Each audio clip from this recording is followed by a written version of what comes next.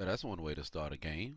And done batted it on the first play and nearly intercepted it. Kyler Murray picking up where he left off in the damn playoffs. Wrong with him? Damn idiot.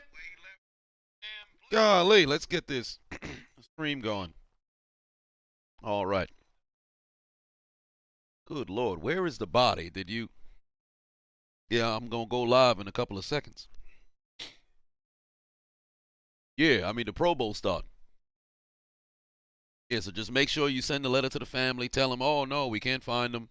And then we'll take care of, you got to go head over to the cemetery. Just put it on a shallow grave. Yep. All right. Just to get started on those emails. I'm about to go live. It is on.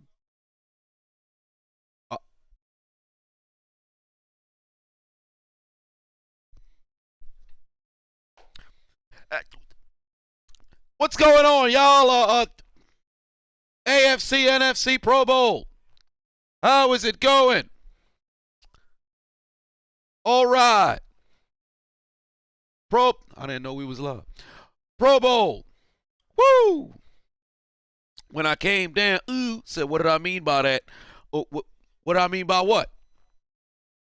Nothing at all. We watching the Pro Bowl. There ain't no kickoffs in the Pro Bowl. There ain't no kickoffs in the Pro Bowl. There ain't no kickoffs in the Pro Bowl. It is the first quarter, ladies and gentlemen. It is currently unchiseled Adonis to another unchiseled Adonis. Why this man face all over the doggone screen? What's going on over here? Jeffrey in the building. What's going on? Pro Bowl just started. The game is on ESPN. D. Chiseled Adonis, what's going on? Hunter Thomas, Son Jones, the artist formerly known as The Willie, Jeffrey. When I came down, Mike Oxlong. That's a hilarious name, brother. Huge pause on that. Joshua, Devin, Reggie, Derrick Henry, Burner, Brandon, Malik, the Gentle Beast, Olivia. Wait, charity donation. This is why ain't nobody gonna be playing hard. Ain't nobody trying to give all their money for wins to charity. Give the money to the players. And then, of course, pay the charity on the back end. Gordy, what's going on? Jay, Harold, the Aircon, Spunda, A. Grizzly, Derek White, Greatest Comrade, Lil Johnny, Jahani, Luis, Dark Rye, MP1, Limitless, Winter King, RJ Barnett. There's the interception. Kyler Murray doing what he does best. Interceptions. Here comes the maniac, and he's headed to the end zone. Can I get a pick six? Ba-da-ba-ba-ba. Even in the Pro Bowl, Kyler Murray ain't shit. Touchdown, AFC. David Box in the building. Hey, David, we going to do some, because you already here. We got that Crown Royale peach. I had never seen they had a peach flavor. So we drinking today is that Crown Royale peach. God damn it. So if you happen to be of age, grab yourself a beverage. We drinking during the Pro Bowl. I have my tea here. That was fast as hell, bro. Already putting points on the board. I'm wondering if they're going to go for two or just kick the extra point. Man jogged his way to a score. 45-yard pick six. Jay said, where was he throwing to? He was throwing to the Cardinals' Super Bowl hopes. 08. Unfortunately, a defender stole it away, kicked through the uprights, and it's good. Let's move that unchiseled Adonis face here. Get that out of here. Because the score is no longer 0-0. For the AFC on a 45-yard pick six, they got themselves a big-ass 7. So for those of you with the benefit of flash photography and screenshot technology, the chiseled Adonis will now freeze for a 5-second pose.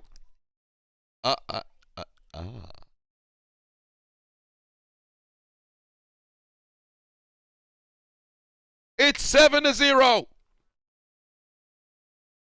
Jay said, oh, wait, they had no Super Bowl hopes. You ain't wrong about that. They had no Super Bowl hopes. Defender took that away. Golly. It's already 7-0. Pro Bowl just started. Oh, y'all need a link. I got you. Give me a second here.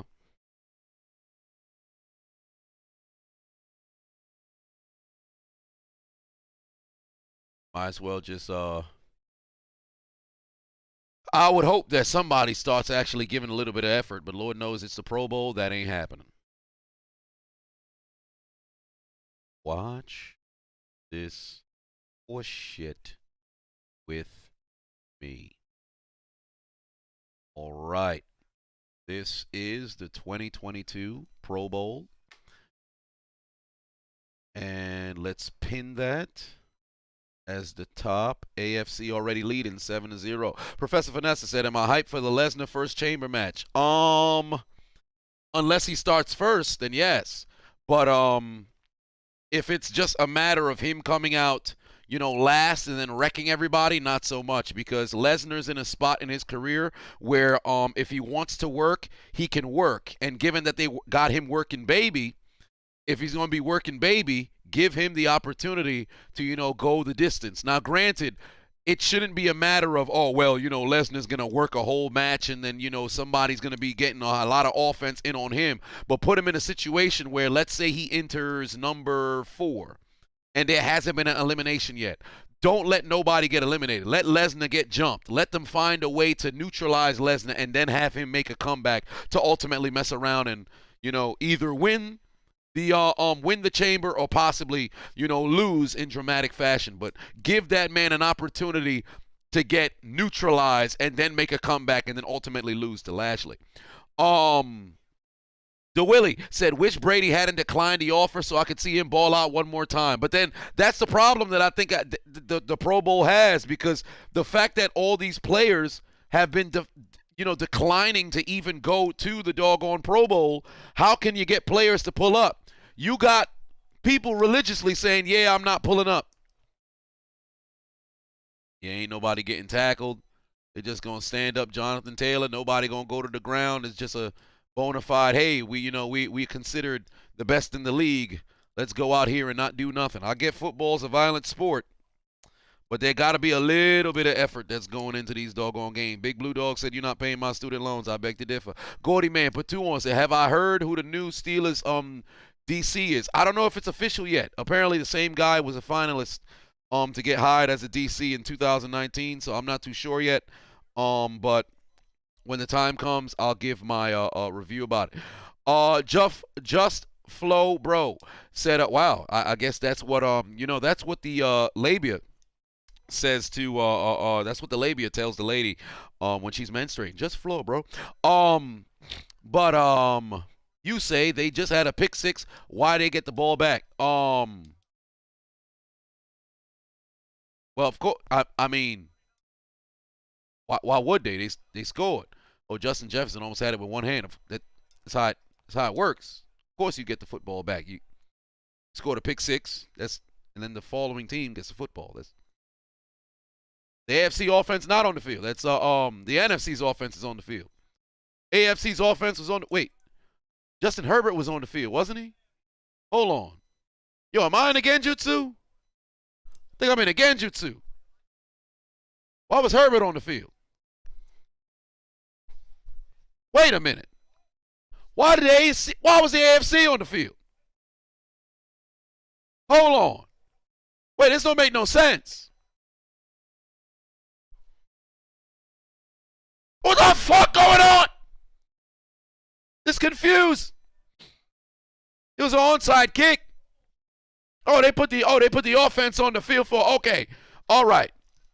It was an attempt of a Pro Bowl onside kick. So I guess the offense, I don't know the rules no more. For a second I was mad confused. Okay, you had to convert on a 4th and 15 in order to get the onside kick. Okay. All right. It's making sense now. For a second y'all had me caught. We was in the Genjutsu for a second. Lord knows I was in there.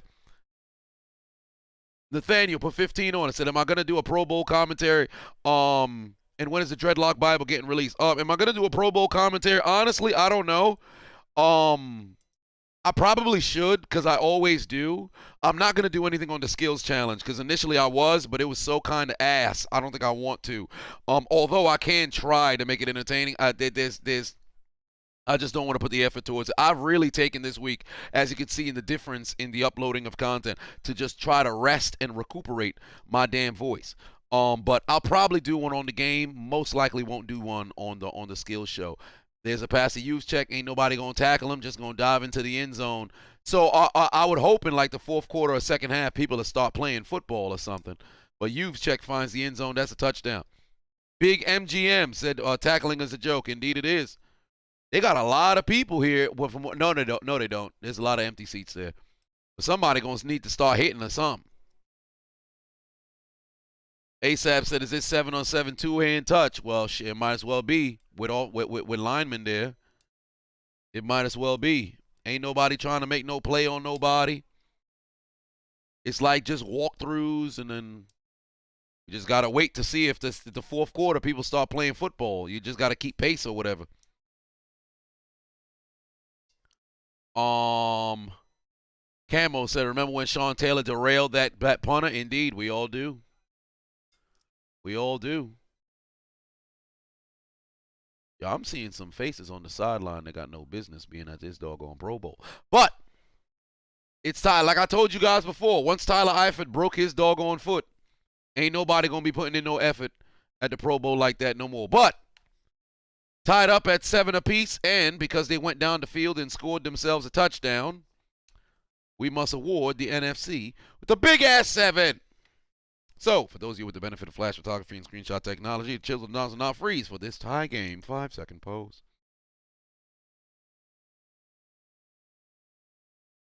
It's 7 up.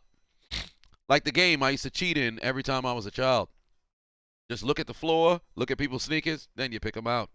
Can't even really remember the rules of 7 up. All I remember was look at the floor and you cheating. Damn it, I cheated.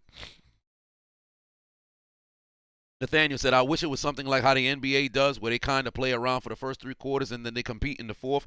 I would hope that would be the case as well. But the only problem is the NBA scoring is something that's commonplace. So you expect, the points to be at a high number. In football, if the score is 56-56 and now you reach the fourth quarter, I don't think people going to just start playing defense. I would hope that gradually, as the game continues, they increase the amount of effort. So that's where we are. I really should have brought like a knife over here. Oh, there we go. All right, let me see if I could. I've been trying to tear open this damn Crown Royale for the longest because I don't want to use my teeth. But I should have just pulled on this here bottom portion. But it's tied at 7-7. Jameer said, "I'd go for 300 yards and hurdle Diggs if they playing like this." Hey, they might as well. I'm wondering when they're going to do that Stephon Diggs on Trevon Diggs matchup. When I came down, said you got to force grown men to play football instead of two-hand touch. Ain't that something? XV, let's go camp, says, why are they wearing pads if they're not going to hit? Like, hey, that's the same way I kind of feel about it. That's the same way I feel about it. Like, the Pro Bowl, I'm not saying go out there and give 100%, but you could at least give 75. That, I think once they took the money out and all the money going towards charity, the charity of your choosing, why would I go hard? One way or another, the charity's going to be getting food. It's not like, if you don't put up no numbers, your charity don't get nothing. Wow, Kirk family member threw it straight to Kevin Byard. If they score again on another pick six, is anybody going to try to tackle? Nope.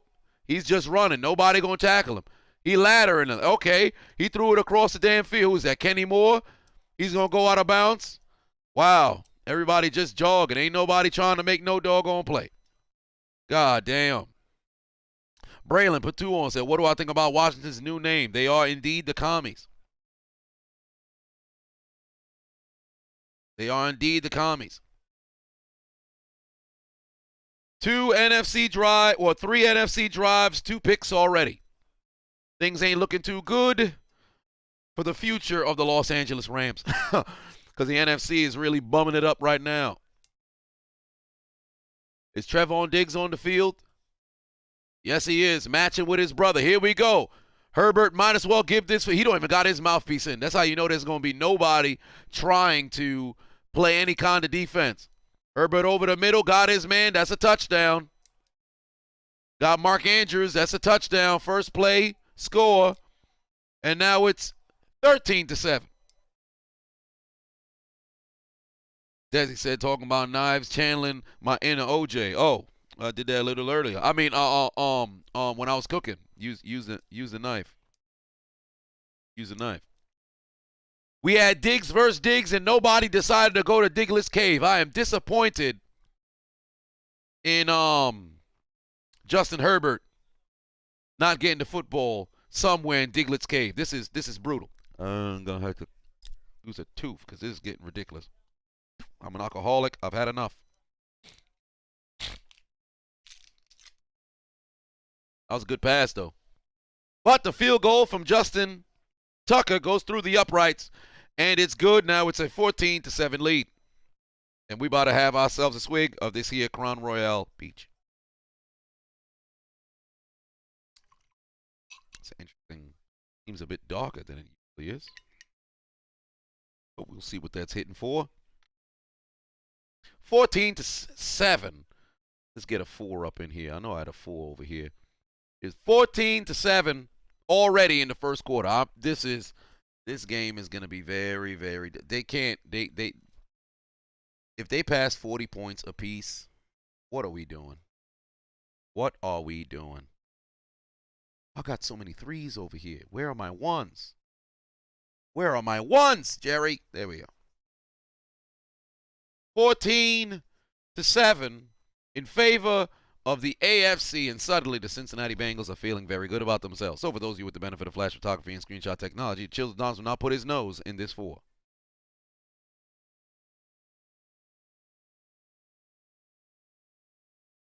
If there was cocaine on the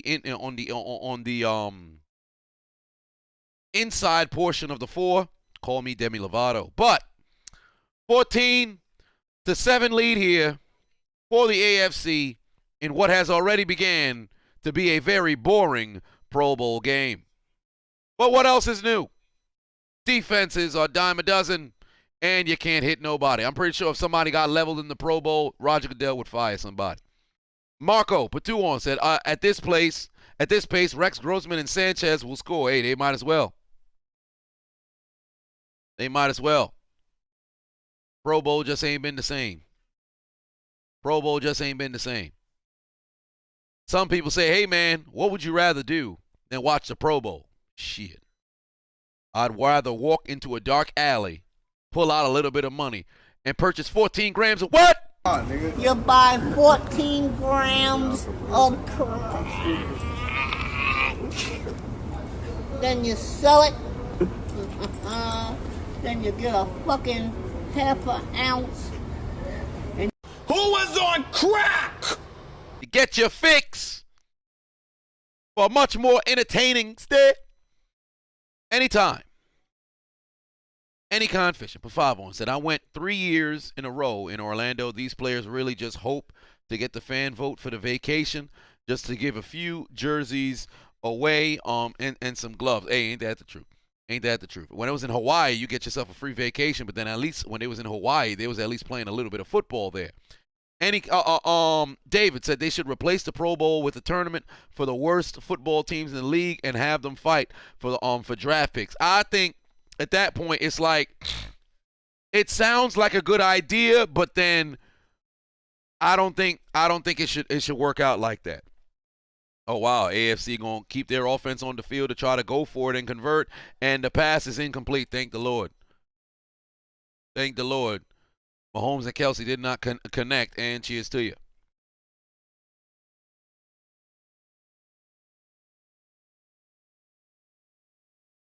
Ooh, that's nice. Yeah, that's nice. That Crown Royale Peaches. Some good stuff. Not bad at all. Chiseled Adonis Conscious in the building. What's going on? What is going on? Tank Bowl? I wouldn't want to see a Tank Bowl. Like, you have the two worst records in the league go at it to see who gets the #1 pick. I think the NFL should kind of adopt what the NBA got with like a lottery pick. I think they should do something like that. Marco Patuan said, do I think Flores will win his lawsuit? From where we are right now, it's looking kind of tough. But I'm going to give it a few more days to see if there's any new information that comes out. But it's looking kind of tough. So I get it's looking kind of tough. Everybody jogging their route. This is ludicrous. Payton said, y'all rather have the onside kick or this new rule in the actual regular season? No, fuck no. Hell no, don't put this in no regular season. People gonna start losing their damn mind. No filter, brothers in the building. What's going on? What is going on? Salute from the boot. Salute to you, brother.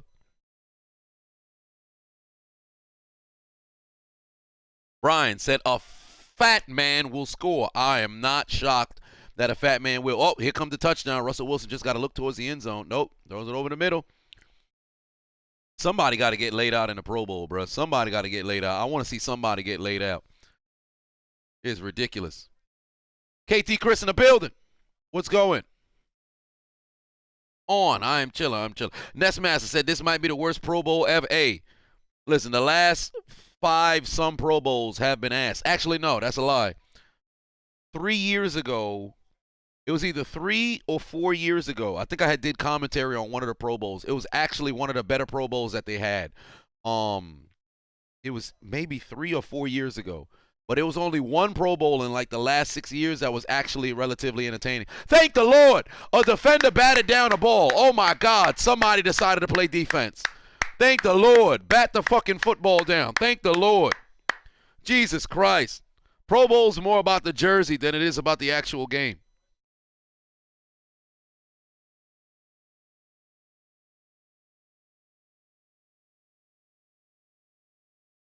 It is ludicrous. 14-7 ESPN. You need the link to the game. It is inside of the chat room. There's George McGridd. Oh, no, it's Kyle Juszczyk again. Why didn't they just tackle this man? Wait, they blew the whistle? What? Didn't he catch that? Mine again, Jutsu? I know he caught that football. Why'd they blow the whistle? This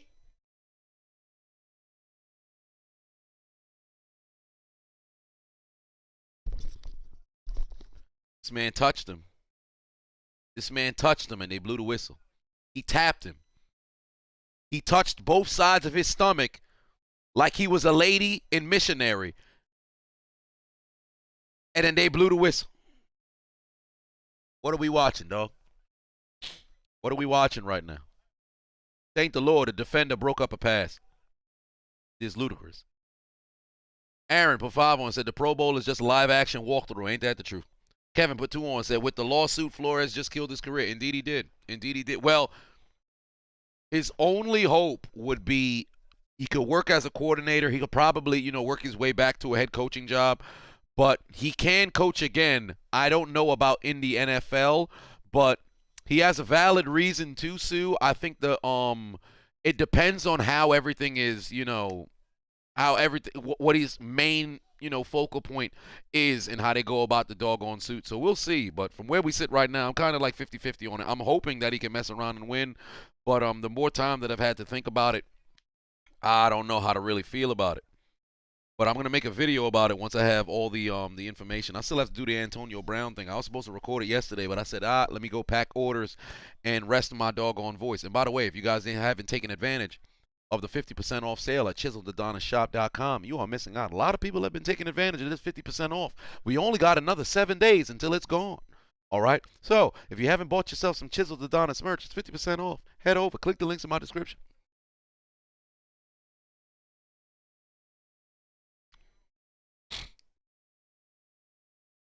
Hawk said, who doesn't think Bill didn't send that text on purpose. No. I think Bill. I think it's an honest mistake on Bill. I'd highly doubt that he would personally message somebody and be like, "Hey, just want to give you an update. I wanted to congratulate you on getting the job. I fucked up.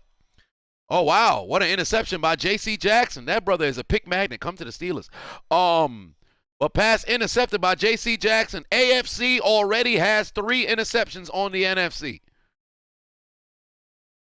This man, wow, Kyle Juszczyk hands just for decoration. J.C. Jackson stays in bounds with a pick, and if he was able to actually keep his feet a little bit earlier, that would have been a 100-plus yard pick six, actually a 99-yard pick six.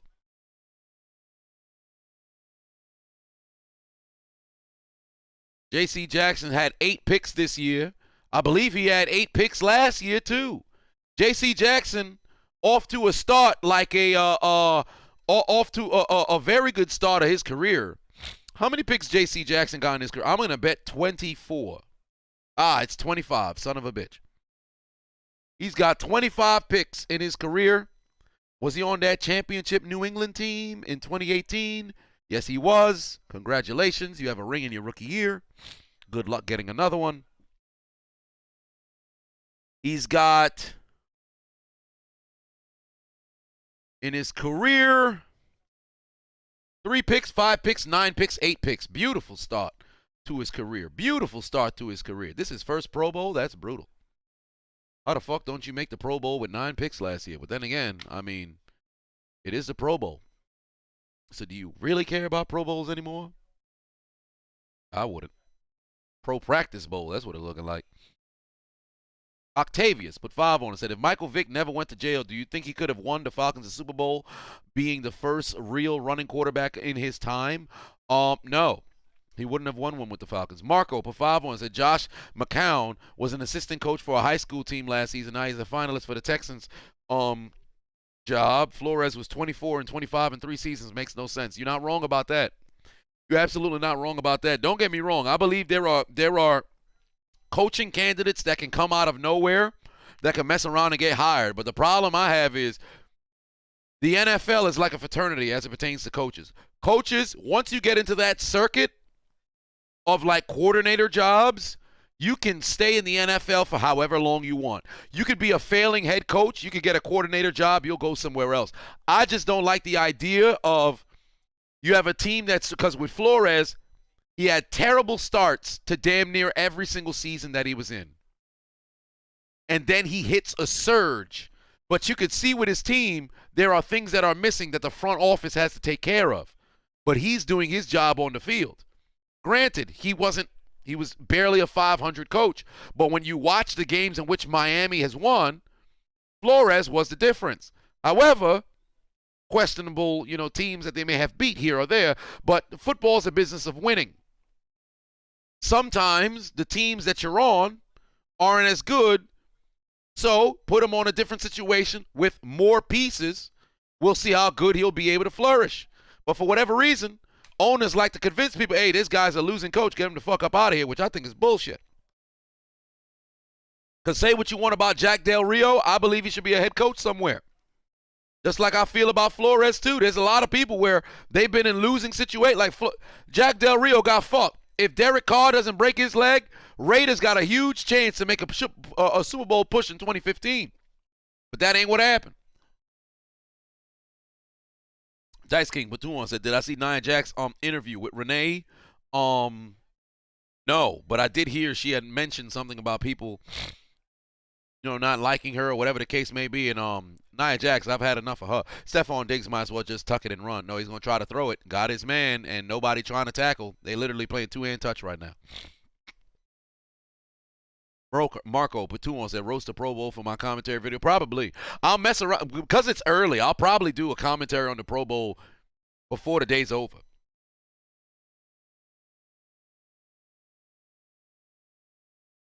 Jared said Robert Quinn made it to the Pro Bowl because he tied the sack record for the Bears just to jog up and down the field. Yup. Pro Bowl used to be the Pro Bowl. Back in the day, they was playing. Ain't nobody rushing. Sack this man. Yo, people should be trying to take Mahomes all the way down. Like I spoke about a couple days prior, When it comes to players going to the Pro Bowl back in the day, it was I'm first. We may both be in the Pro Bowl, but I'm first team All Pro. You second team All Pro. You ain't even get an All Pro nod. Let me show you why I'm better than you. People would compete. They ain't competing no more. It's just everybody buddy. We just having fun. We just jogging and nobody give a fuck. The NFL not even going to step in. How the fuck your All-Star game ain't competitive? Your All-Star game not competitive. Football can't be like basketball. You can't sit here for 3 quarters and not play a sport and all of a sudden sit up in your seat in the 4th quarter. It don't work like that. Pro Bowl was better when you was playing for something. Like I said before, players they all getting a flat check for the Pro Bowl. Everybody got a flat check for making it to the Pro Bowl, right? It's incentivized inside of their contracts. I'm not too sure, somebody correct me if I'm wrong, if people actually get paid individually for their in Pro Bowl play. I don't think that's the case. All of the different players, it's a matter of charities. So, hey, you the offensive MVP, you got the most tackles, guess what? Whatever charity of your choosing or this charity, they get $10,000 because you performed. No disrespect to the charities. Fuck the charities. You think the players give a fuck about that? They got charities that's going. That's great. NFL has enough money to pay the charities on the back end, but pay the players up front. Tell the winning team, yo, $100,000 if you win this game. You reach these certain thresholds, $100,000, $50,000. If you don't, you get no additional money. Congratulations, you had a Pro Bowl, incentive inside your contract. You get that bread. But you here right now, you ain't doing shit if you don't perform at a higher level. That's what needs to happen. Oh wow, Mahomes got faked out, and Winfield's about to jog all the way into the end zone for the score. Yeah, he's not gonna get tackled. That's a pick 6. And now it's a tie game. They playing two-hand touch over here. Ain't nobody actually playing any kind of football. Nobody trying to tackle nobody. It's brutal, bro. Every year it just get more brutal and brutal and brutal and brutal and brutal and brutal and brutal. Gordy put 2 on, said the Pro Bowl is just a glorified inclusive practice. Indeed it is. Jay Storms put 5 on and said, for my fellow African Americans, it's time we stopped using the race card. The only thing that should matter is wins and losses. It's so frustrating. You're not wrong about that. You're not wrong about that. I've always been a proponent of never pulling the race card. I would always leave it based on merit. Leave it based on merit. That's a trump card in the back pocket, but leave everything based on merit. When you get to a situation, let's say, because look at it like this. Hugh Jackson was the head coach of the Browns for 3 years. He had won 3 games. When you talk about an organization usually axing, black coaches straight out the gate, the Browns didn't. They rolled with the garbage with Hugh Jackson. They gave that brother a chance. I never seen the networks give them, that front office, at least give them that credit. Now, granted, if they was paying motherfuckers to lose, then they need to be called the fuck out. But usually, you only win 3 games in 3 years, you probably lose your job after the first year. Hugh Jackson went 0-16 and still had his job to start the following year.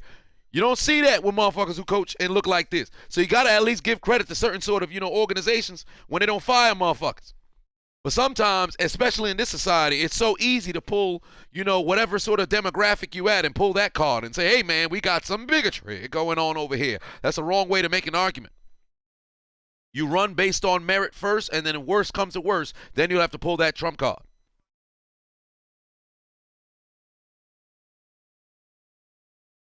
Kanemo said, how can you play with intensity and not get injured, though? Well, that's the problem. There's no way to avoid injury. Like, when you really think about it, when you play at a full speed on a regular basis and now you just jogging, you going through walkthroughs, there's a possibility that you can mess around and get hurt anyway. So my thing is, don't just go in there with the intent of, yo, I'm about to try to lay you out and all this other shit. But there should be at least a level of competitiveness that exists there. But the NFC, they tried to go for 2. It did not work in their favor. So they did not get a chance to tie the game, but they did indeed cut their deficit down to 1 on a pick 6 from Winfield. So although they didn't take out their Uno cards and give them 2 for their mistakes, where's my 3? That is a 7. That's also a 7. That is a 0. That is a 7. That is a 0. That is a 0. That is a 0. How do I have so many zeros over here? Okay. This is a 7. No, that's still a 7. That too is a 7. This also is a 7. That is a 1. Where the fuck are the 3s? Where are the 3s? It's ludicrous. If I can't find it in the next 3. Oh, there we go. All right, thank the Lord. 13, 14, big ass 13 for the NFC. For those of you with the benefit of flash photography and screenshot technology, the till downs will now freeze for 4 seconds. It's 14-13. The AFC leads over the NFC in this glorified two-hand touch competition. Oh, I almost moved the NFC up the hell up out the way.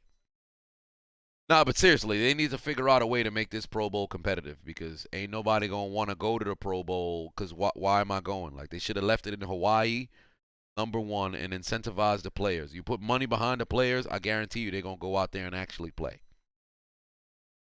Mr. Pac-Man King put 5 on it. Said, we complain about the Pro Bowl now versus back in the same way we complain about wrestling back then and now. You ain't wrong about that. Brian put 2 on, said, it's me, Sally Mae. I'm here for them loans. Well, unfortunately for you, I never took out any Sally Mae loans, so we should be straight. Oh, wow. NFC tried to get themselves the football, and it's picked off by Myles Garrett. We've seen 3 pick sixes today. We've seen 3 pick sixes today. This is ludicrous. That's the NFC's 4th interception. Ain't that their 4th interception? Oh, boy. TJ Watt out here making plays. That's crazy.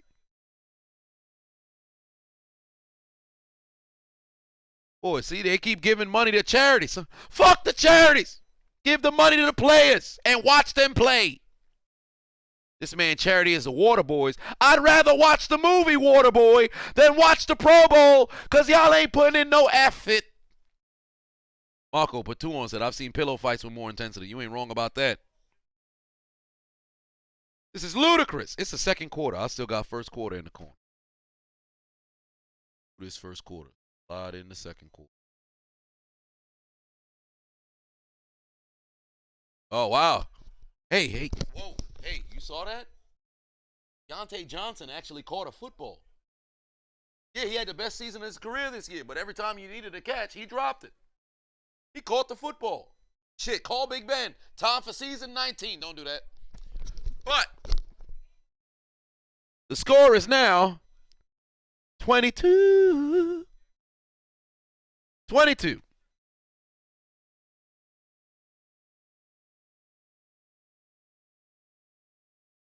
This man, Max Crosby, talking about how special the doggone Pro Bowl is. Can't be that special. Ain't nobody putting in no effort.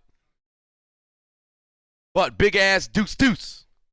So for those of you with the benefit of flash photography and screenshot technology, the children are not free for a 5-second pose. The AFC leads by 9.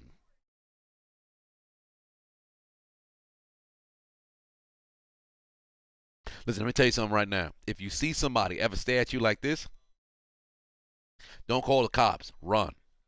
Run as fast as you can. You can't run, roll. You can't roll, pray. You can't pray, detonate yourself. Do something. Because I'm telling you, finna die. That ain't nobody in life ever did something good. Look like that? Oh, no. Nobody in the history of man has ever bit their bottom lip and not been up to no do-goodery. I'm telling you right now. Are they laddering the football? What is going on? So everybody just going to keep trying to go for it. Anytime, any kind of fishing. 5 boys say, you got to remember the original Pro Bowl game used to have college champs versus the NFL pros. I remember that back in the 70s. 60s, 70s, if I'm not mistaken. There was one particular game in which that happened.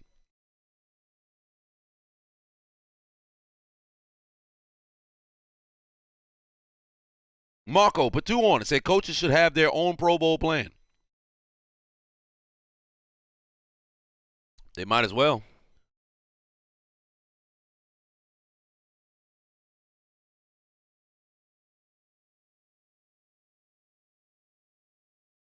Will Smith said, "Can I show the video of Sasha Banks from the Rumble? It's for research purposes." Is Jefferson going to throw the football? No, he's about to run for it. Step out of bounds before you get laid out, son. Matter of fact, I wouldn't even say get laid out because ain't nobody going. There's no threat level in this doggone game.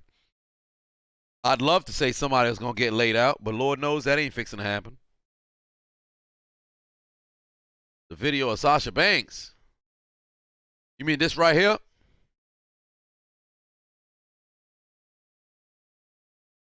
You was looking for that for research purposes?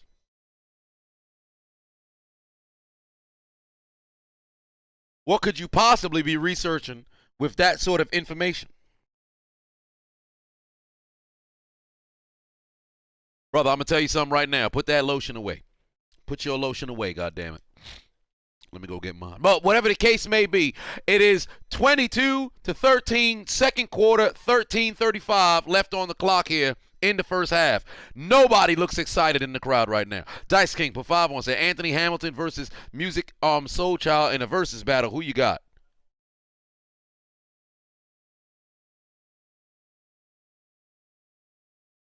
We'll go Soul Child.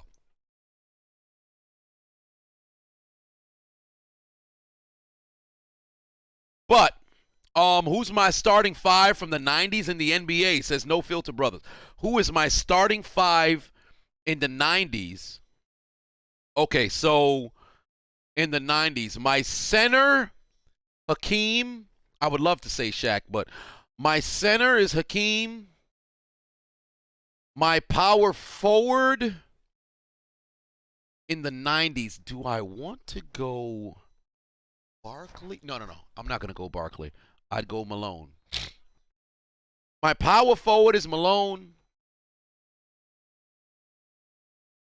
At my 3, Marco puts 2 on. Said, imagine Andy Reid lined up as wide receiver in a Pro Bowl or at running back. Now, that'd be something. Hakeem at the 5. Malone at the 4. Pippen at the 3. Mike at the 2.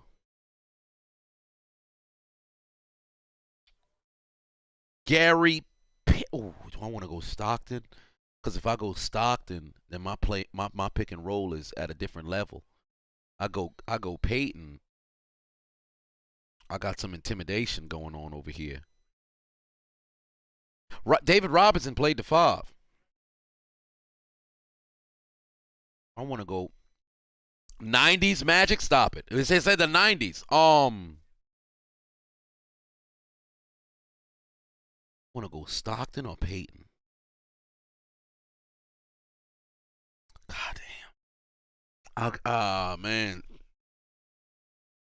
I love both these dudes, man. They don't get their credit anymore. I'm going to go Peyton. Isaiah Thomas in the 90s? No. This man tore his Achilles in, what was it, 93, 92? We talking about the 90s. So if we go into Kenny Smith, if we go in the 90s, and Kenny Smith wasn't even a bad basketball player. I'm going Peyton, Jordan, Pippen, Malone, Hakeem. That's my 5. Oh, Penny. Fuck. No, because Penny started having them knee problems. So you know what? I'll go Gary. I feel comfortable with Gary. I'll go Gary. I love me some Stockton too, but I'll go Gary. Somebody hit Kyler Murray. I'm tired of seeing that little kid halftime. Lay him out. Oh, yes. Get him, Crosby. Kill him. Fuck, he threw the football. Oh, Mike Evans just caught a body. Mike Evans just mossed Darius Leonard. Oh, Lord. Mike Evans just mossed Darius Leonard. And Mike Evans just threw that football away. Little did he know that's going to be Kyler Murray's last pass. He's retiring to go back to childhood because he actually never finished the 3rd grade. So Mike Evans has thrown away yet another last touchdown pass from a goddamn quarterback. Perriman. I thought that was Perriman who got mossed. I thought that was Darius Leonard. I guess not. Brian said, Pro Bowl, I'm mad in Pro Bowl in Madden is better than this. Indeed. Top five. My starting five in the 2000s. Okay, so my center is Shaq. Power forward is Tim Duncan. Small forward is LeBron. Shooting guard is Kobe. Point guard is where it gets interesting because do you go Kid? Do you go Nash? Do you go CP3? I would go Kid. Oh, actually, I think I might go Nash. No. Oh boy, do I go Kid or Nash? I always preferred Nash over Kid. Kid has Nash slightly edged out when we talk about career though, but go Nash or Kid? If I had to pick between Kid and Magic all time, I'm going Magic. But no, I wouldn't put AI at the one. I always considered AI a 2. So I had to go Nash or Kid. 2000s. You know what? I'll go Nash. I'll keep Nash. So yeah, Nash, Kobe, Bron, Duncan, Shaq. That's my 5. That's my 5. I wouldn't put AI at the 1 because I wouldn't put AI at the 1. Hey, Gilbert Arenas is first team all shooters. Kwame Brown, hell no. But the score has since been updated. The NFC put points on the board. So the deficit is now 1 point, ladies and gentlemen. It is 1 point. So, once again, for those of you with the benefit of flash photography and screenshot technology, Children's Now is not freeze for a 1 point game.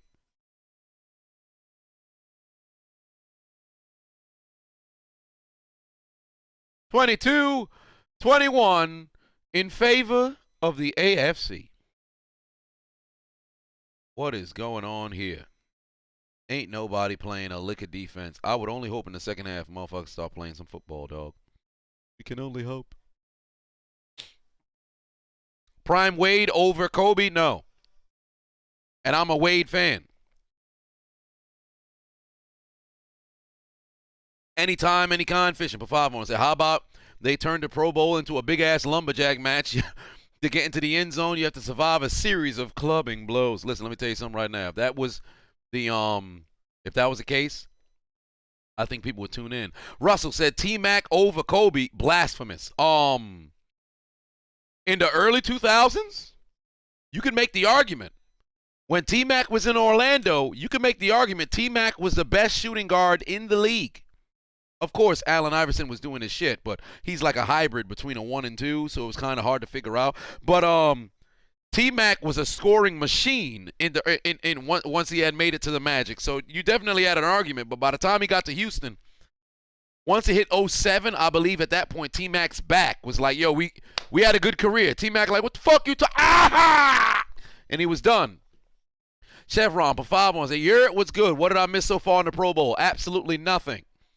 Absolutely nothing. Oh my God, this man Russell Wilson nearly threw another interception. God, dog. Anthony, put 23. That have I ever been to Haiti? No, I have not. But this year might just be the first year. Every time I've tried to go to Haiti, the 3 times, some next shit done transpired. 2 years ago, the pandemic. Last year, 2 years ago, the pandemic happened when I was first getting ready to go. Last year, president got assassinated, and then I think the next month when I was getting ready to see, hey, maybe I might just go out there, the kidnapping stuff done started. So my pops hasn't been back since 2002. My mom hasn't been there since 98. So it's been a long time. I want to go with my family. Not necessarily to go meet their family, but I've always wanted to, at least go to Haiti for something. So why not, If you haven't hit the like button, hit the doggone like button, goddammit. Bad frog on the screen.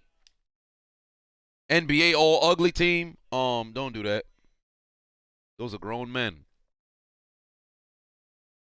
Starting at forward, Popeye Jones. But AFC has the football at the 21-yard line. You know, they really got to stop doing this 4th and 15 and just give the other team to go the length of the field. It's really foolish to sit here and keep giving each team a short field. I think that's very boring. Mark Andrews or Travis Kelsey? Travis Kelsey by a mile. Mark Andrews had a sensational season. Just like a couple seasons ago, George Kittle had an amazing season. Just like a few seasons before that, Ertz had a magnificent season. But when you look at the numbers, over the course of the past 7 years, nobody has been more consistent on a year-in, year-out basis than Travis Kelsey. His first 2 years didn't really play too much due to injury and things of that nature, but then he's had 800-yard season, and nothing but 1,000-yard seasons for the remainder of his doggone career. That man is right now a top 5 tight end all time. He is a first ballot Hall of Famer whenever he decides to hang it up. And as long as I'd give him 3 more years of this level of dominance, and then things will probably start to fall off. But Travis Kelsey is in a spot where if he can really, defy time and injury, he'll be on a whole different level. Gronk was doing his stuff, but then Gronk, by 2017, that was his last, first team All-Pro year. Gronk passed the mantle to Travis Kelsey. Gronk passed it to Travis Kelsey. Trelly put 2 on, said Brandon Roy would have been special. Indeed, he would have. Gronk passed the mantle to Travis Kelsey as the best tight end. It went from I'm not going to go way too far into the past, but it went from Mackey to Mackey to Newsom. Newsom to Ditka to Mackey. Mackey to Newsom. Newsom to Winslow. Winslow to Sharp. Sharp to Sharp to Gonzalez. Gonzalez kind of wanted to hand it to Gates, but didn't really want to give it up. Jason Witten was like, "Why can't I get the baton?" Shut up! Gave it to Gronk. Gronk handed it to Kelsey. And now there's Kittle and Andrews standing there like, "Give us the baton. We want the baton too." Marco, put 5 on it. Said Andrews had 3 different quarterbacks this year and still balled out. Kelsey has Mahomes. Who knows how he'd be without Mahomes? Still an All-Pro. He did it with Alex Smith. Kelsey did the same thing with Alex Smith. Oh, wow. Stephon Diggs almost had himself a score, but that ain't the case. No, Ertz is not still top 5. Stop it.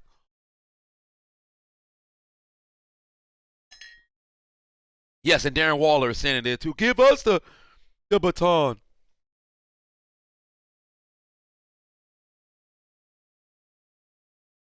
Kyle Pitts only been 1 year in the league. Let's not do that. David Box for 5 on. Said, if I had to build a small team full of shooters, who is my 12/starting 5? If I had to build a ball team full of shooters, who is my 12 starting 5? Okay, so first and foremost, Steph Curry, Thompson, Miller. Well, if it's just a small basketball team, we're not talking positions. We're just talking shooters. Curry, Thompson, Miller, Allen, Mark Price. A lot of people forget about Mark Price. Get Mark Price on that doggone list. Dirk.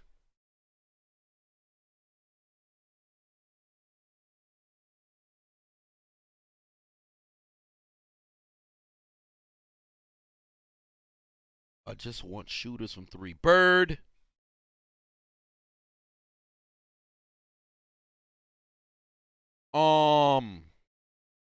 KD.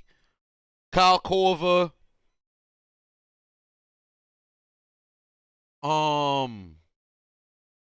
Robert Ory, because he can make the shot when you really need him to.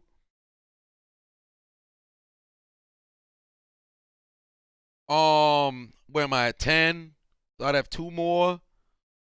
Fuck. I'm doing mad extra subtractions right now. Peja Stojakovic. That's 11. And now there's 1. you can't have a shooting team like that and not have Dame. So then I'd put Dame.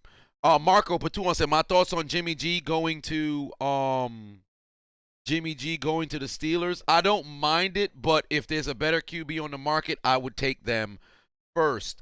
Amir Pafavon said, me and my friends keep having a debate. Who would you take as your who am I taking at QB all time? Eli, Big Ben without a question. They keep holding those 2 Super Bowls against Brady over Ben's head. This is the one thing that I always talk about with Eli. When you talk about Eli and his career, the only thing that you can say about Eli's career is, hey, he beat Tom Brady in the Super Bowl. It has nothing to do with Eli. It has everything to do with who he played against.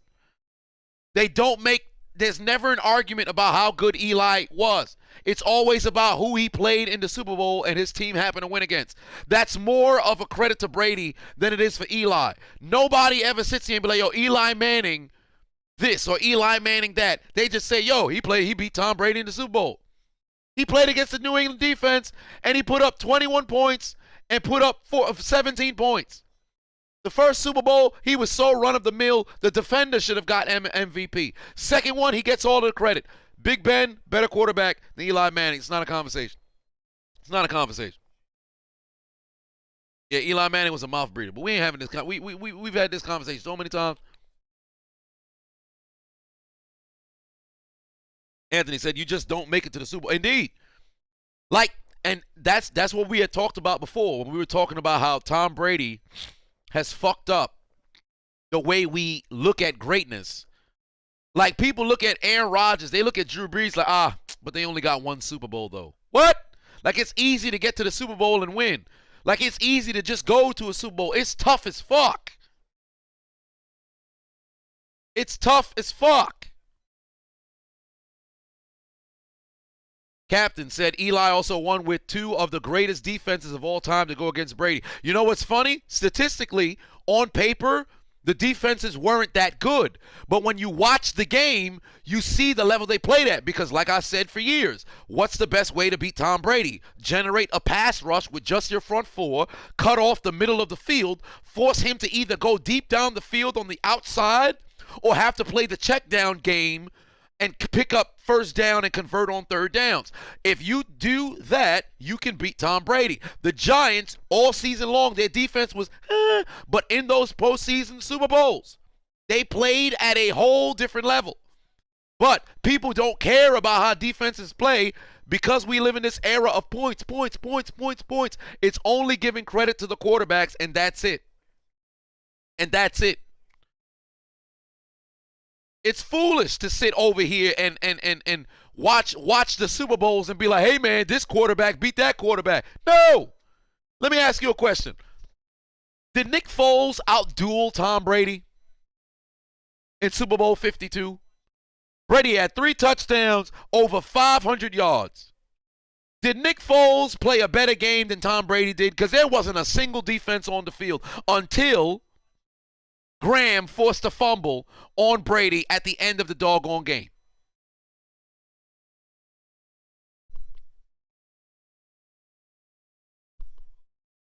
Did Tom Brady outduel Kurt Warner in Super Bowl 36?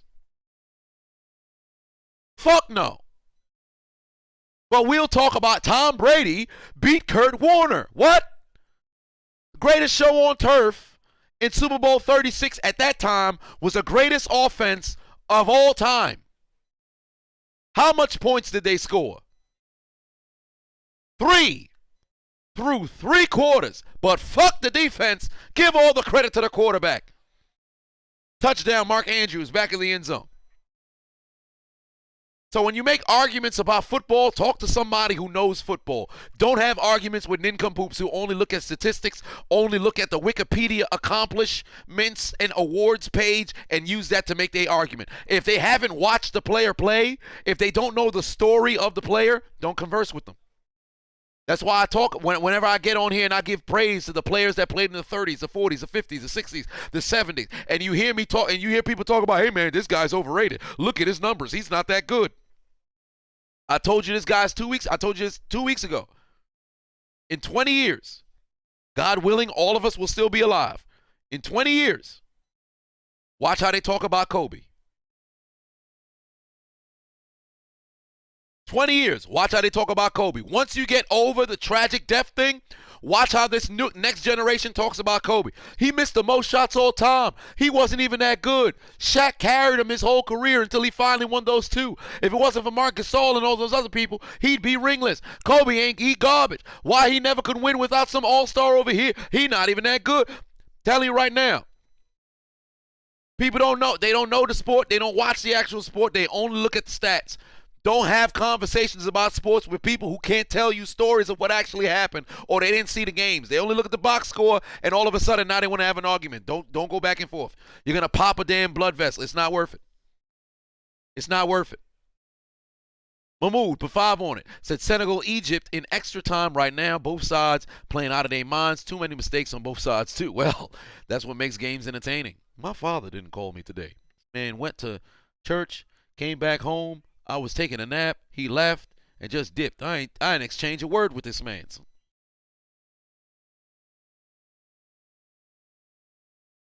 Harold said, I'm going to just shoot them kids. Hey, man. What's wrong with you? What you mean you're just going to shoot those kids and not stab them? Let me know when you starting your brigade. I'd like to join in. Rich said they're not going to do that to Kobe. I'd beg to differ. I'd beg to differ. I promise you they will. I promise you they will. Because look how they talk about Jordan right now. Anybody who watched Michael Jordan play in the 90s and lived through that era of the Bulls' dominance wouldn't sit over here and make arguments about Jordan. Because we got to really think about the conversation between like they have between LeBron and Jordan. They're arguing for who's the greatest player of all time. The problem is people preference it as if you're not number one, you a bum. Think about what it sounds like when you make an argument, people going back and forth about who's the greatest player to ever play. You're either one or number two, but they preference it as if the person who's number two is whack. That's the problem I got with everything. R.J. Barnett said, is Levante David going to make the Hall of Fame? Not right now, no. He's got a whole lot more to do. Badass Sky said, slot receivers get more love in the Hall of Fame. They will, because slot receiving wasn't really as big as it was until Wes Welker changed the game. Now, granted, the West Coast offense, dating back to Bill Walsh, Air Coryell, all of those guys, they did utilize slot receivers and shit. But it wasn't until Wes Welker and the New England Patriots that really said, yo, our slot receiver is going to be the main guy getting the football. And then ultimately now you see that booming all over the doggone NFL. It wasn't until that time that slot receivers finally started getting their due. So in time they will. But until Wes goes in, nobody else should. And Wes actually has an argument. Edelman, the fuck out of here. You let Edelman in the Hall of Fame. Now we gotta you might as well just bet the Football Hall of Fame gonna turn into the Basketball Hall of Fame where everybody gets in. As for the score right now, AFC leads 28-21. So for those of you with the benefit of flash photography and screenshot technology, children also not free for Father Combo. Y'all saw women were getting transplants with just the 2 front teeth. Goofy. Looking goofy. Can't believe people out here transplanting the big-ass rat teeth in the front. Everybody out here looking like Mr. Ratburn. I said, what they doing to their faces? Yeah, we might as well get ready to go to the doggone half with not another team scoring. So that'd be nice. Keep the score under 30. That'd be nice.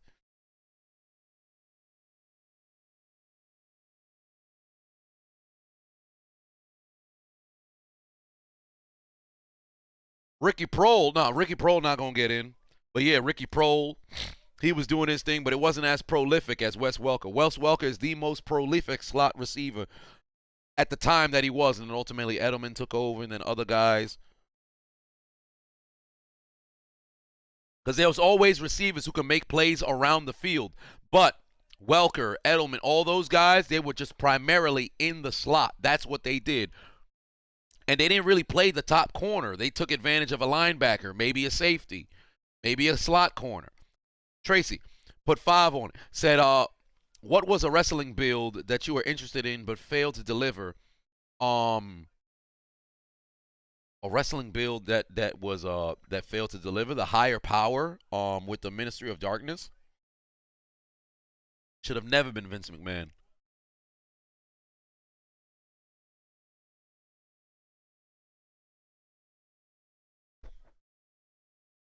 The Fiend should have never lost to Seth Rollins.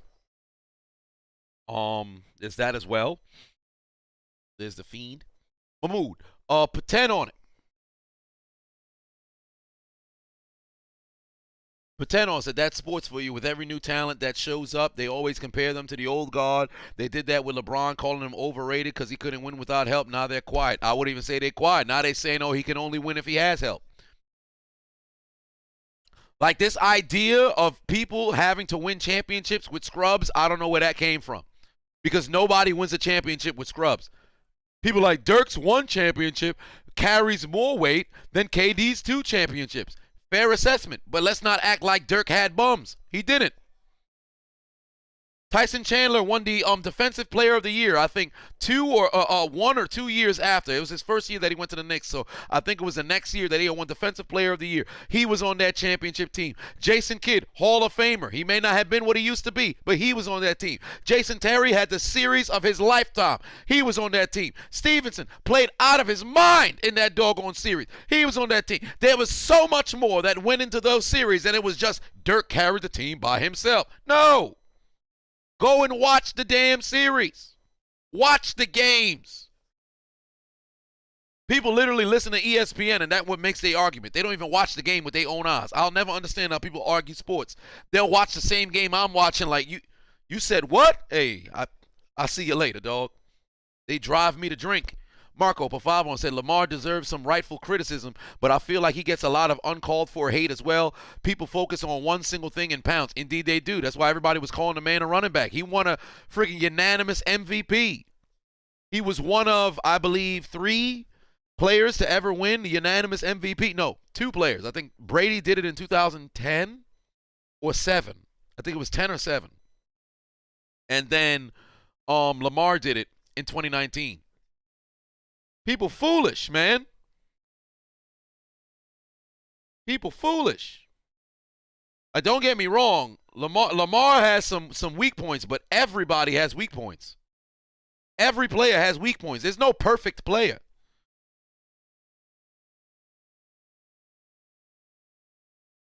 Charlie Swag, Patuon said, when did the Pro Bowl become so soft?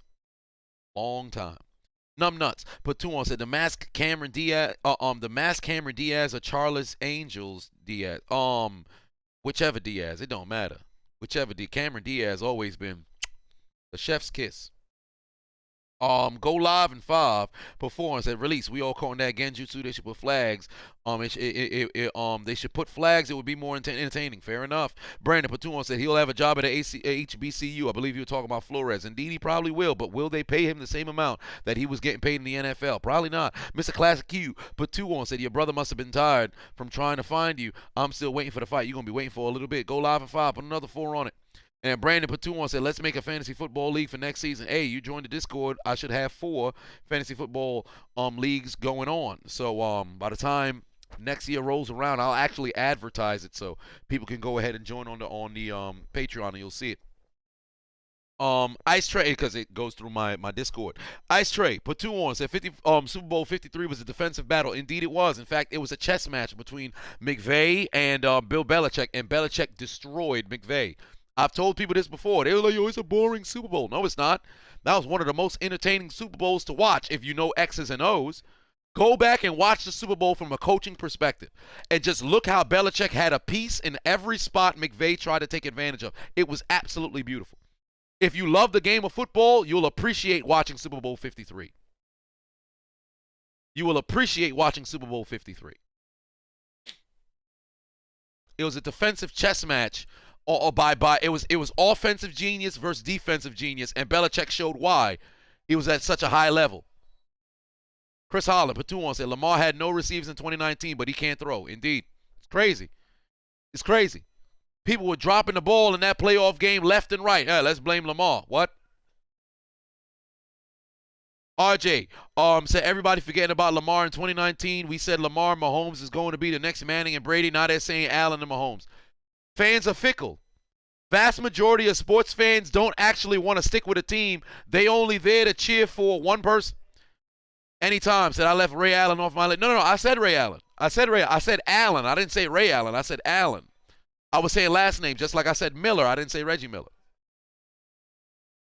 We got a sack. All right. We got a sack. Thank the Lord. We got a sack, ladies and gentlemen. You love to see it. They in Las Vegas, and Las Vegas got themselves a sack. You should have took them all the way to the ground. They blew the whistle way too early. What they say in MMA, early stoppage. Early stoppage. Brian said greatest offenses in NFL history. 2013 Broncos, 2007 Patriots, 2001, 99 through 2001 Rams. 90 was it the 93 Cowboys? Or 92 Cowboys? No, it couldn't have been 92. No, I think it was the 93 Cowboys. Can't remember. The 89 or 88 Niners. One of the two. The 89 or 88 Niners. The 82 Redskins. No, the 83 Redskins.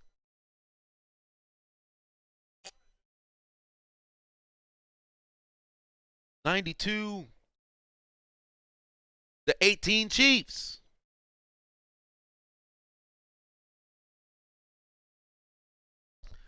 2011 Packers. It was 88 Niners, right? Yeah, it was 88 Niners. 2000 Ravens. What? Wrong with him? 2011 Saints. Son said 2000 Ravens. We talk about offenses. Man said 2000s Ravens.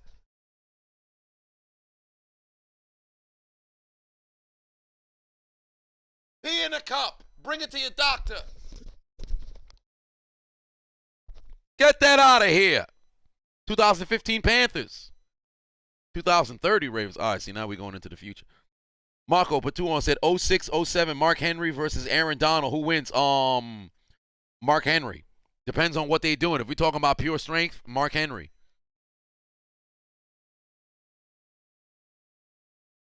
But if they go on one-on-one on the football field, give me Aaron Donald. Tracy Patuon said in a fist fight, Peter Griffin or Randy Marsh? Give me Peter because oh boy, they're both very good losers. But give me Peter because Randy's not gonna win. Randy's a hilarious loser. 98 Vikings. 98 Vikings. Hey, Noah said the 2008 Lions. Hey, what's wrong with him? Hey, where's my shank? Somebody stab him in the kidneys.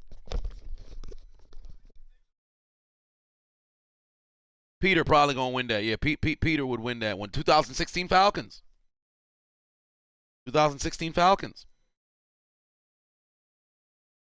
Chris says Larry Fitzgerald the top 5 wide receiver. You definitely can make the argument. It's subjective though because I have my top 4 receivers never change.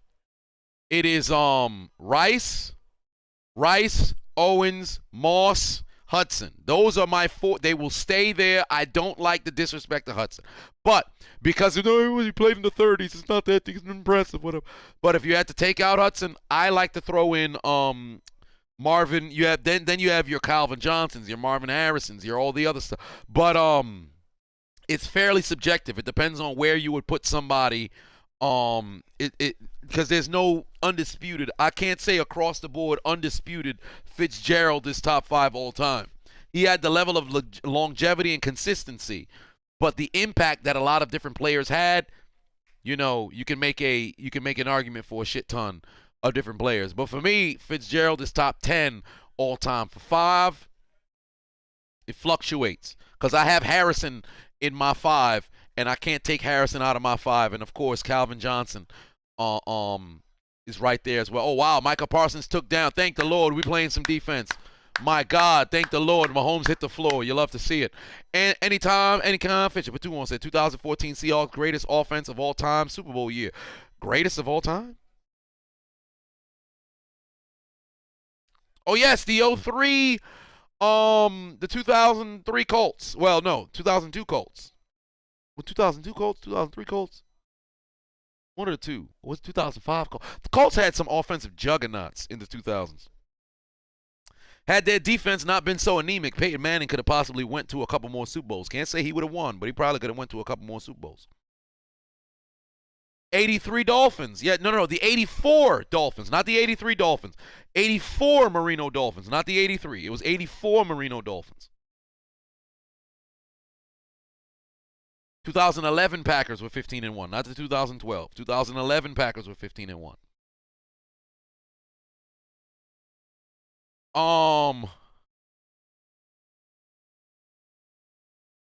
We are at promote.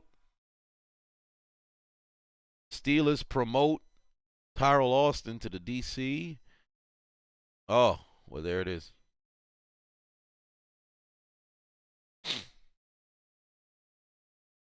"2006 Bears. Hey, y'all on drugs. Y'all high out here." King Vines put 2 on it. Said, "I'm late, but I'm here. What's up, brother?" Chris put 2 on. Said, 2020's Steelers offense. Would you stop it? Would you stop it? Oh, there's Kelly Stafford.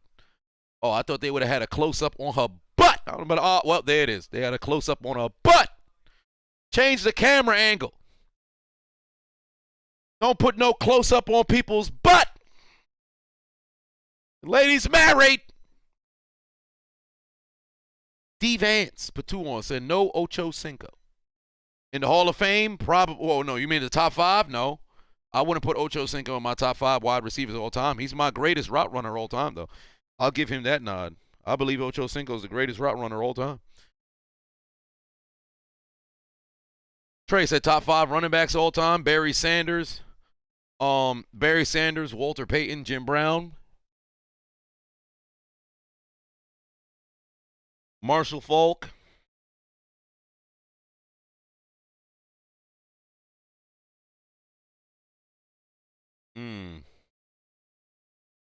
Then who would I put at 5? I feel like I answered Emmitt Smith. I'd have Emmitt, yeah. Emmitt Smith in front of so I'd have Barry, Walter, Jim Brown, Emmitt Smith, Marshall Faulk. Shem, put 1 on it. Anthony, put another $23.99. Should really good players be in the Hall of Fame? Reggie Miller. Well, no, really good players be in the Hall of Fame. Reggie Miller's in the Hall of Fame, but really, Reggie Miller was a great player. He was just overshadowed because he played in an East that was extremely stacked in the 90s when you talk about guards. So it was very tough. But Reggie Miller definitely changed the game. He deserved to be there in the Hall of Fame for sure. The 0-6, the 0-26 Bucks. No.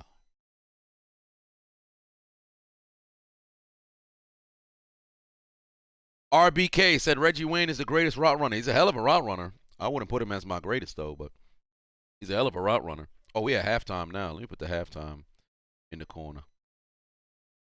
In an intriguing Pro Bowl.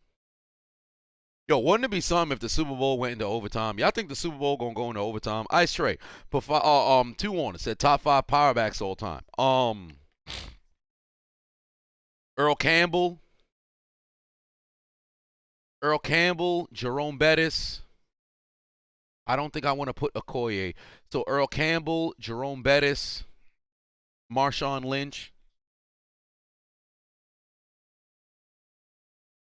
I'm not going to put Allstott because Allstott was more fullback than a power, back running back. So I'm gonna keep him in the fullbacks list. Campbell, Bettis, Lynch. I'll keep Jackson outside. Can I really have a Zonka? Do I go Riggins? I'll go Riggins. Could always throw in Steve. Oh yeah, and then Derrick Henry. I'll put Derrick Henry. I'll go Derrick Henry. Yeah, I'll go Derrick Henry.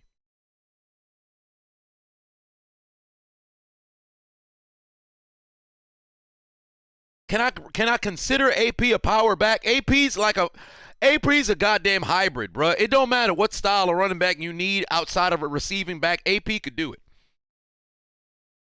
AP could do it. So if we just talk about just strictly just bam, run you over. No, Dickerson's not a power back at all. Dickerson was more finesse. LT was more finesse. That's when I think power backs, I think like this is just what they do. You know, this is just what they do. It's just lower the shoulder and bang. AP could wiggle with the best of them. So that's kind of where LT was not a power back. When I'm talking power back, I'm talking about I get the football, lower the shoulder, and it's no disrespect to like Jim Brown, for all intents and purposes, was a power back, but he could do it all too. He could wiggle with the best of them. So I think just you got the football, you lower the shoulder, and you lay somebody the fuck up out, Dice King Patu said top 5 college teams without the SEC. Top 5 college teams like right now? I couldn't tell you. Without the SEC, shit. If we go throughout history, USC, you could have Ohio State up in that motherfucker. Florida State, they garbage now, but Florida State. Notre Dame got quite the history.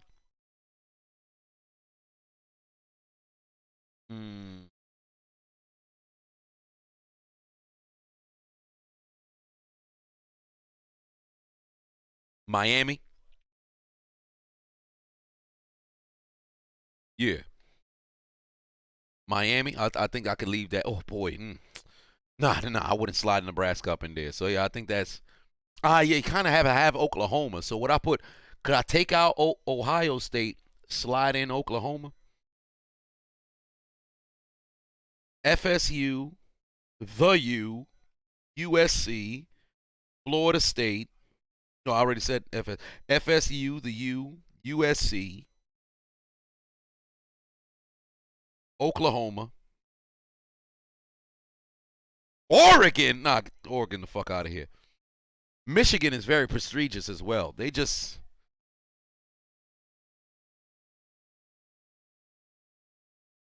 Michigan.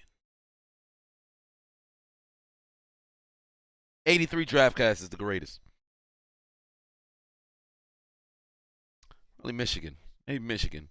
Yeah, I think I'd edge out Texas with Michigan. So I think I could leave it like that. I think that greatest NFL draft class is the 83 draft class.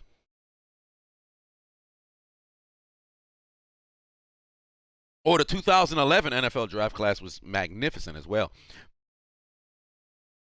Tracy Patuon said top 5 NFL players who don't get their respect. Top 5 NFL. Well, that's extremely subjective. Top 5 NFL players that don't get their respect. Top 5 NFL players that don't get their respect. Shit, we have to talk all time here. Top 5 that don't get their respect.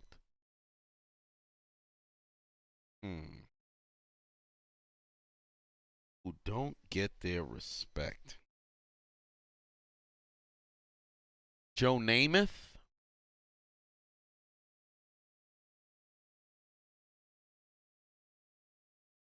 Joe Namath.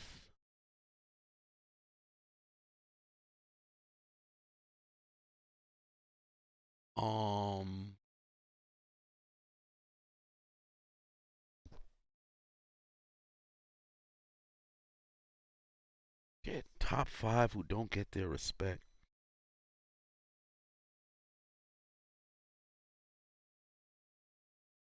Joe Namath.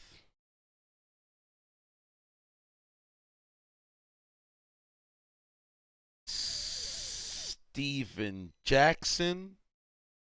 Haha, Danny White, you can definitely say you can make an argument for Danny White. Shit. Joe Namath.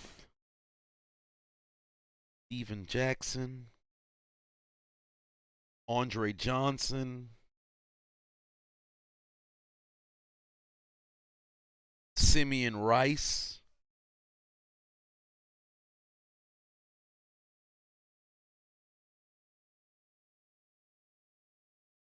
D'Angelo Hall. Okay, so Joe Namath, Simeon Rice, D'Angelo Hall,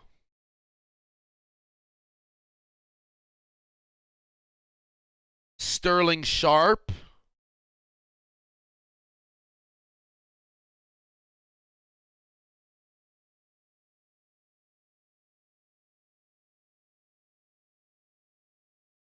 Joe Namath, Simeon Rice, D'Angelo Hall, Sterling Sharp, Jim Kelly. Jim Kelly. Algie Crumpler, stop it. I took Andre Johnson out because I feel like Sterling has a higher level of disrespect than Andre Johnson does. Mahmoud put 5 on, said, holy shit, Egypt is so fucking lucky right now. Their goalkeeper has blocked the shot after shot, keeping them in the game. Hey, man, your people about to win. Your team's going to win. Ooh, John Abraham. That's a good name. That's a good name. Patrick Mahomes, stop it.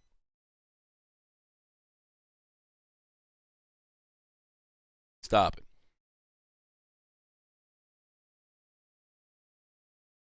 AJ said Sterling owns Deion Sanders. Let's not throw out own now. He had some good games, but let's not throw out own now.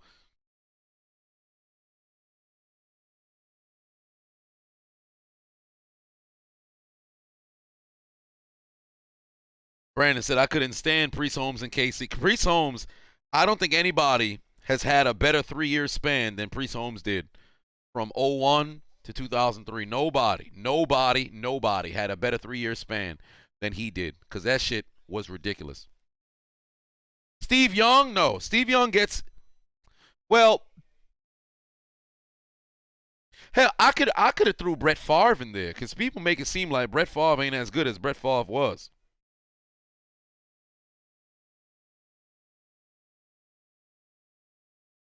Johnny Mansell. Yo, turns out Nick Cannon impregnated his ex-wife, right?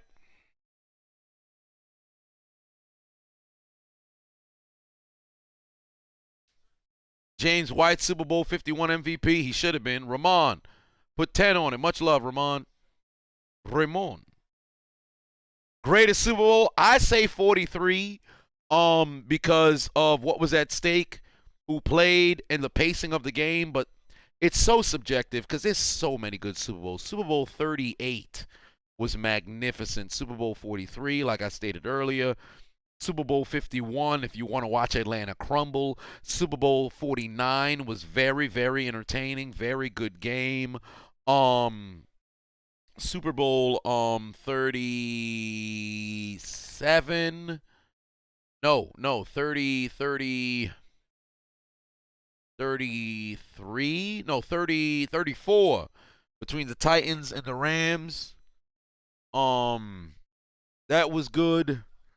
Super Bowl 13 between the Steelers and the Steelers and the Cowboys. Honest, still a top 3 Super Bowl all time.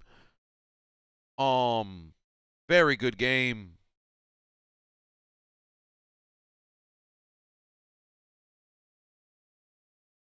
Mahmoud put 5 on, said for sure John Abraham. Look at that Falcons pass rush after he left. Correct. Oh, we are into the third quarter now. Let's get third quarter up in here. That is fourth.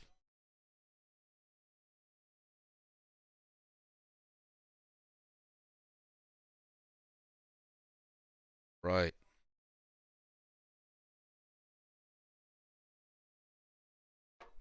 Oh, by the way, my gym installed a steam room. Man, let me tell you something right now. Best investment I think I've ever been able to take advantage of in a long time, dog. Steam room elite. I ain't no Charles Barkley either. I ain't taking no damn wrist. I ain't taking no damn bracelet or some sort of what do they call these things? Is it a wristband? What do they call these? What do they call these? Fuck. What do they call why am I drawing a blank? The fuck do they call these? Wrist? What are these called? What? Am I old? I feel like I got CTE. I've been forgetting everything since the change of the new year. What the hell? Wristband, right? Why the fuck what's wrong with me? I feel like, yo, I got CTE, dog. If somebody call me Unc, I might just kill myself, dog. This is getting ridiculous. Wristband. I ain't no Charles Barkley. I'm not Charles Barkley. I ain't gonna go inside no steam room and somebody give me a damn, give me a wristband or some shit like that or a bracelet. But steam rooms, elite, absolutely elite. Hey, don't you start calling me Unc. Don't you call me Unc, you suicidal motherfuckers. Don't you do this shit. Don't you do it. Breaking news. On the morning of February the 7th, we found an unidentified Negro black male hanging from the ceiling. Evidently, the people on his live stream called him Unc, and he had too much to drink. Took his own life at approximately 5:13 p.m. live on stream. There was a note that was written on his chest, suspended by one of his nipple hairs. It said the unchiseled Adonis is guilty of the murder.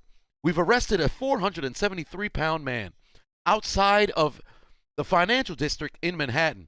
He was buying a bagel. We put handcuffs around his arms. He's currently held on $532,000 bond. Next up, sports. But yeah, steam rooms, elite. It's getting ridiculous. Reggie said I was the dude who gave Charles the bracelet. Hey, you better stop it.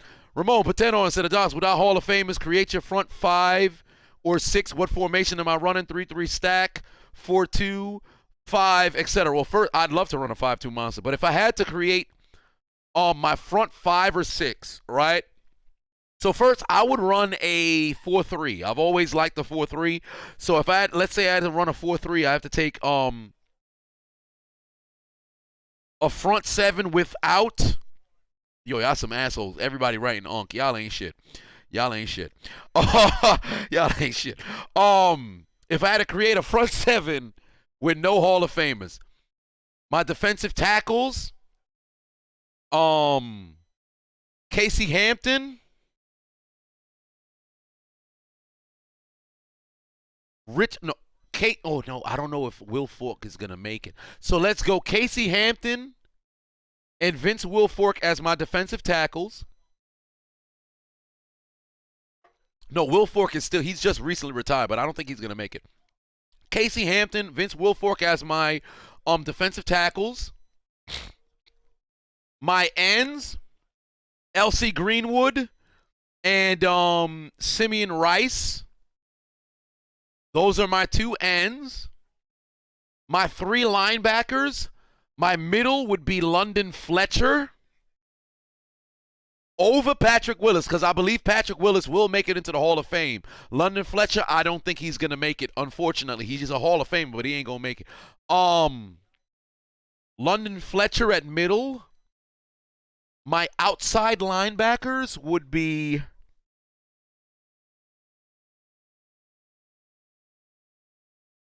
Kuechly's going to make it to the Hall of Fame. My outside linebackers would be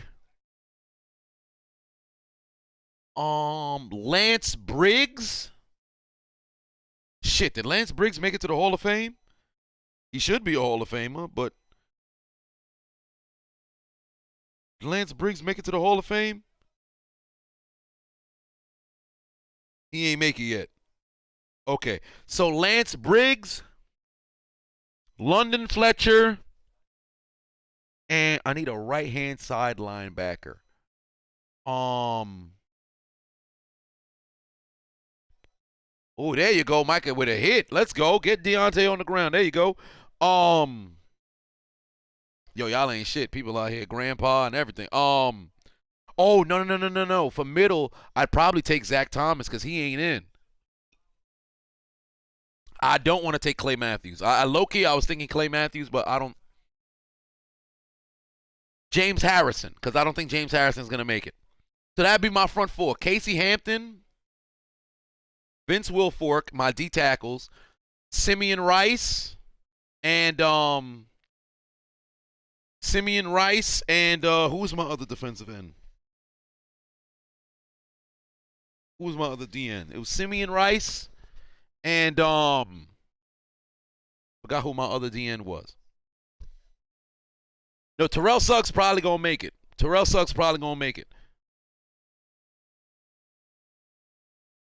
We got no Hall of Famers. This is a top front seven, no Hall of Famers. You can't have a Hall of Famer there.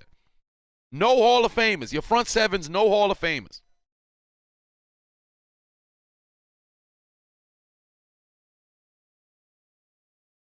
Oh, what? Did this man just lateral? Yo, Micah Parsons has taken 2 people down so far. I'm a fan of Micah Parsons actually wanting to tackle. I'm here for it. I said Popeye Jones as head coach. Come on now. Mac Jones in the game, ladies and gentlemen. Mac Jones in the game. TOTW, the Takeover Gaming Channel. Said, what am I drinking? Well, we got that Crown Royale Peach. I saw the box when I was in the liquor store yesterday. I said, they got a peach flavor. I'm not really been a big fan of peaches. But let's go for it. Not a bad beverage. So, Pafavon said it was clear. It was a clear bracelet in the steam room. That's exactly what Barkley ended up getting. But yeah, steam room elite, man. Steam room elite. After a very good workout, up in that doggone steam room. Steam room is elite. Honcho Pafavon said, did I watch a podcast where Shady said he gave Briggs crazy work? Yeah, I watched the whole thing. Shady is a character.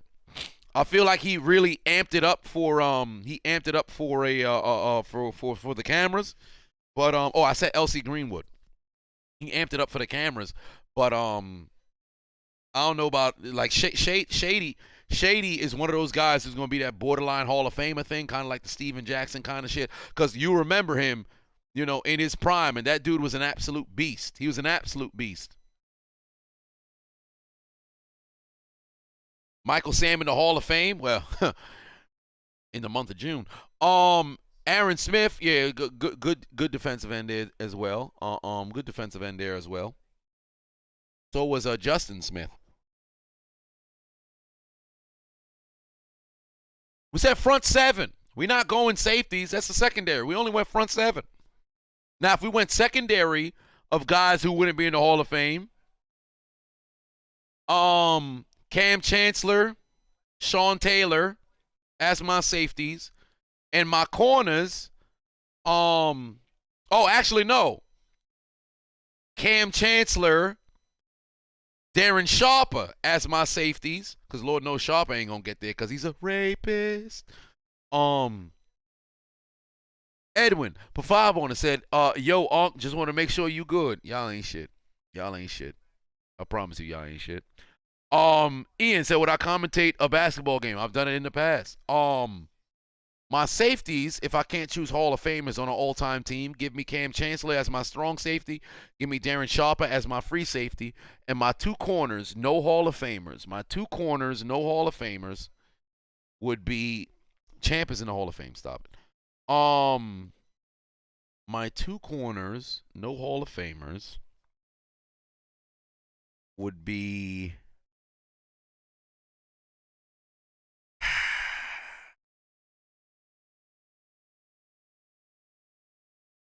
give me D'Angelo Hall and that's a hell of a catch there by Renfro. D'Angelo Hall and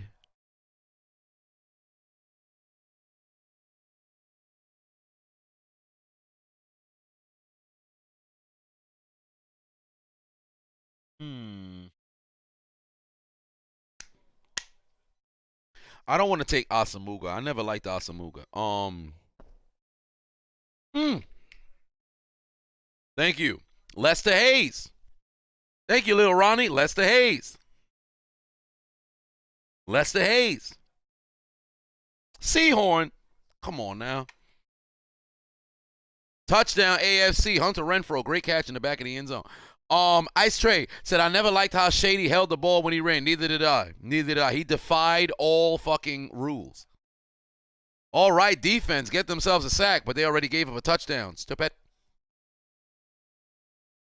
Marco Patuon said 2000s Ravens defense versus the 07 Pats offense. Who wins?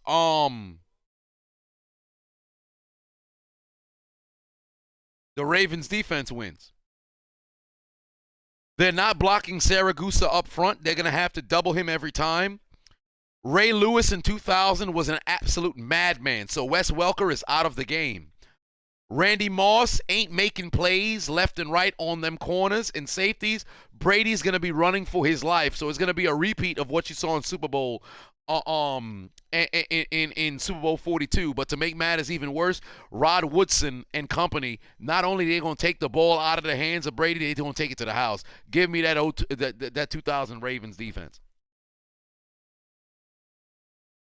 I'll never take Brent Grimes because his wife going to start talking. MDJ Patuan said, do I think Brady would be a head coach in the future? No, I don't think Brady's ever going to touch any kind of coaching moving forward. I don't see that happening. But, ladies and gentlemen, right now the score is 34-21. The AFC gatekeeping the lead. I know I got a 4 over here somewhere. 34-21, ladies and gentlemen. AFC in the lead here in the third quarter. So for those of you with the benefit of flash photography and screenshot technology, Chills Nas will now sniff that 4 for a 5-second pose.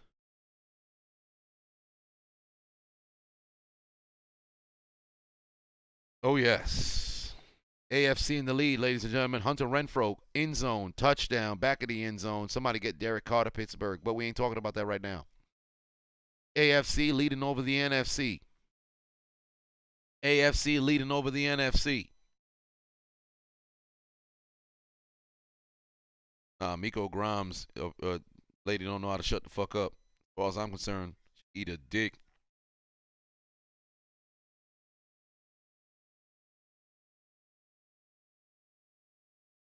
And if you guys haven't already, take advantage of the 50% off sale on ChiseledAdonisShop.com. If you guys have not already tuned in, better go over and tune in. ChiseledAdonisShop.com, 50% off at checkout. Make sure you hop in and take advantage. D-Vance put 2 on it. Said I should make a gaming channel. Well, I wouldn't have much to game, so I don't know. And you also put another 2 on and said, what are the Ravens' needs this offseason? Number 1, they got to get a number 1 wide receiver. That's number 1. They got to get a number 1 wide receiver. Number 2, get a different strength and conditioning coach because Lord knows everybody was hurt. They led the league in players on IR. Wherever the fuck they strength and conditioning coach was doing before, shit was not cutting it during the offseason. So get a different strength. Did they just blow the whistle for this man getting touched? Jesus Christ. But there's that Ice Tray said, will Brady become a commentator in the future? Maybe. Maybe he will.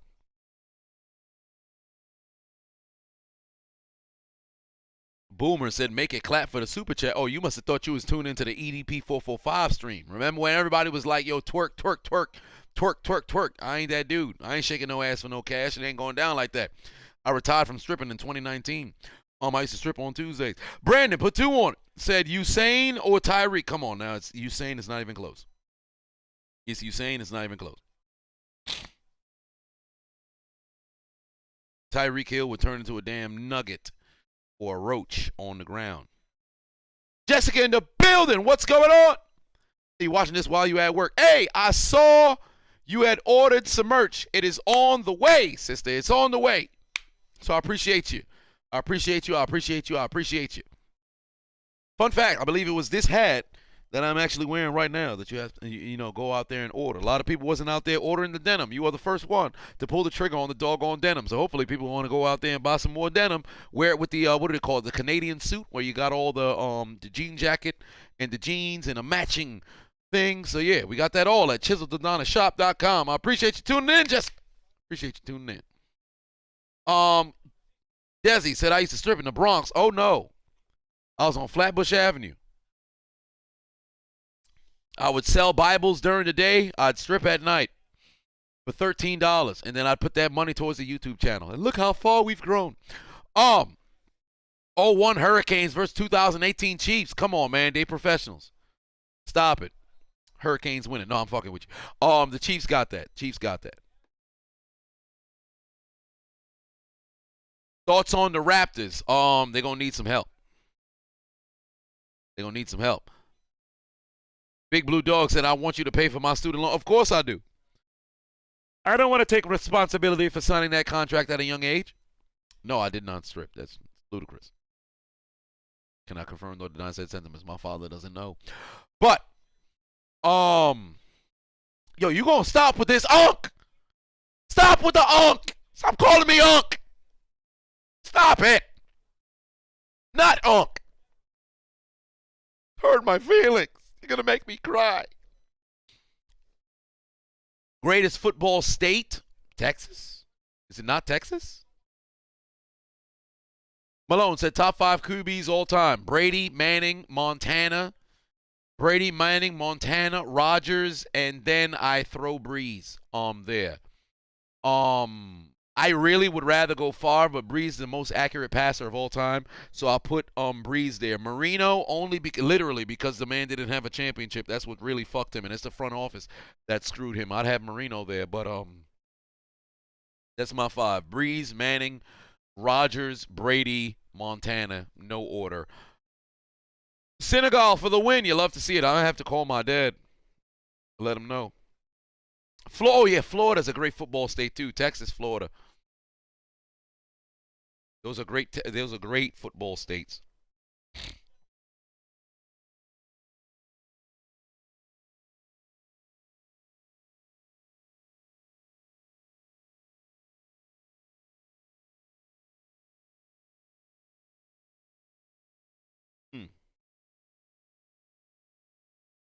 Yeah, Shannon Sharp already tweeting they ain't tackling nobody in the Pro Bowl no more. Deion Sanders complaining, saying, hey, the Pro Bowl where people used to be proud and stuff went to Hawaii to prove they were more than worthy. Yeah, man. Pro Bowl whack now, man. Pro Bowl garbage now, son. Absolute lunacy. Herbert on the move. Got a man in the end zone? No, he don't. Throw it away. Ancho, put 5 on it. Said, do I think Westbrook is trolling us Laker fans because it's almost a regular thing now with him hitting the side of the backboard on his jump shot? I think he's just struggling. He's just really, really, really, really, really, really struggling. So because that's the case, he'll correct himself.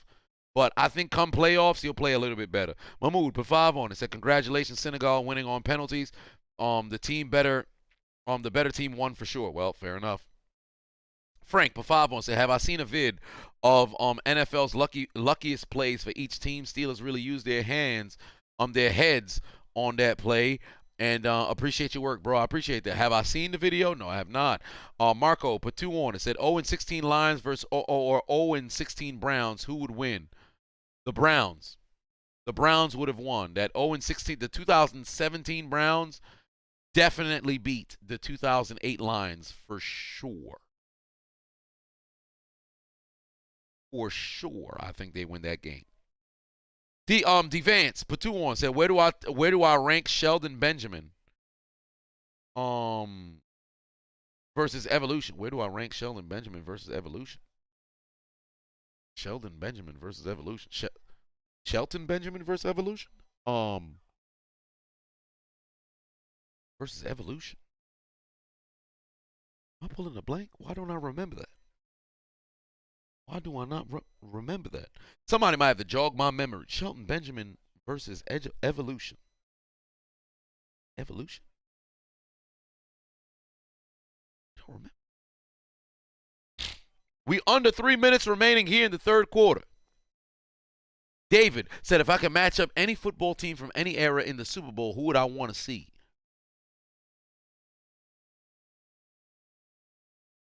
The 85 Bears versus the 89 49ers. The 70s. Oh, no, they didn't make it to the Super Bowl, but the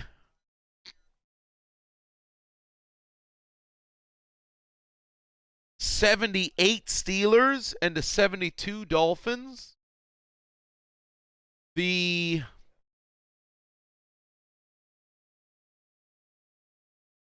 2000 Ravens and the 2019 Chiefs. Oh, that's a touchdown.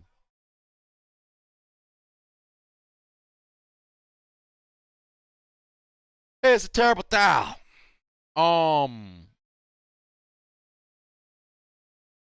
Only reason why I don't want to use losing teams that didn't win the Super Bowl is because, like, if you have a prolific offense, you already lost to a defense. I don't want to see you play against a better defense. Like, you're gonna lose again.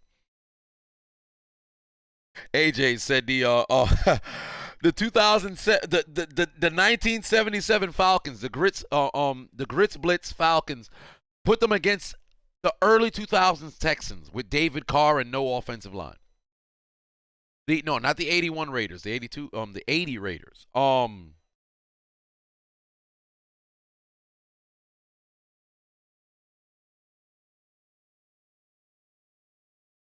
The 94 Niners versus the 2014 Patriots.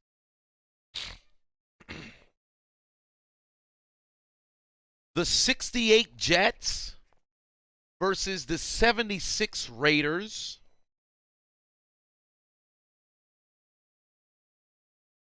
The 86 Giants, 91 Redskins.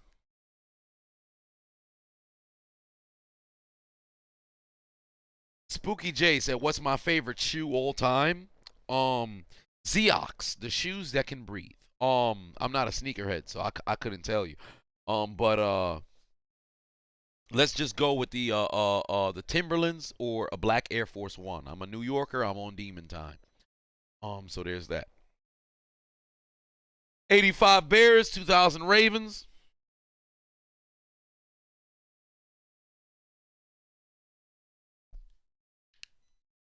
This man Abdul ain't shit. Said, Unc, he's just an uncle. He's an uncle. He not your sucker. Uncle, come on now. Get that shit the fuck out of here. What's my favorite shark? I don't deal with the sea. Why my neck look elongated? What's going on over here?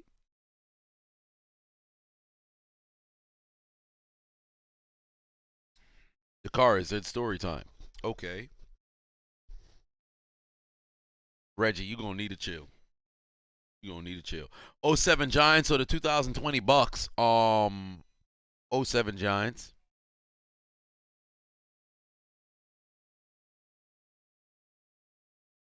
Nestmaster said, way to forward our people in swimming. You better stop it.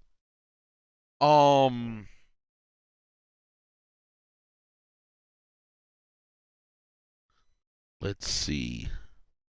If I were to tell a story during this boring ass Pro Bowl, what would it be?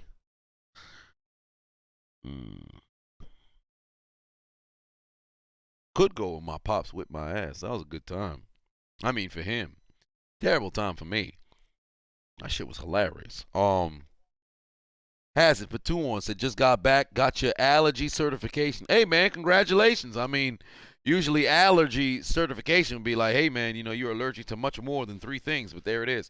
We got to update the score because right now the score is actually 41-21. So if you guys wanted to know how much the AFC is winning by, they winning by 20, and it's 41-21 with under 2 minutes remaining here in the fourth quarter.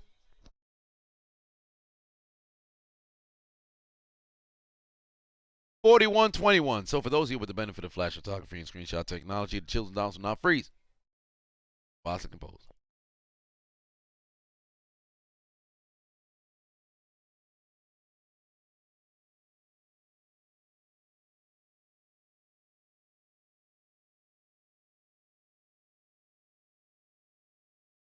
(41-21) in favor of the AFC.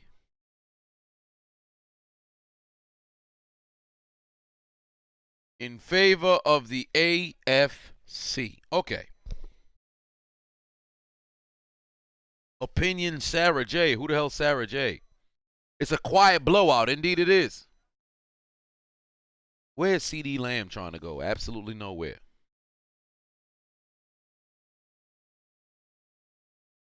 Todd said AFC looking like Unc Pops. I might go to the gym later today just to utilize that doggone steam room. I might just go. Because today's supposed to be my off day. If you guys haven't been following me on IG, I'm pretty sure you've seen I've been battling harlots in the gym on the doggone Stairmaster because they decide to get next to me on the Stairmaster like I'm not a lunatic as it pertains to that shit. You know? So when I get on the Stairmaster, if somebody get on next to me, I'm going to outlast you. I will uproot my entire workout to make sure that I outlast you on the goddamn Stairmaster. Kid Dynamite said, I know who Sarah J is. No, I don't. I have no clue who Sarah J. Who is Sarah J? She's a cock gobbler, or she's one of them OnlyFans people? Is she one of them OnlyFans people? Or she got started on social media? Who the hell is Sarah J? Let me Google her. Who is Sarah J?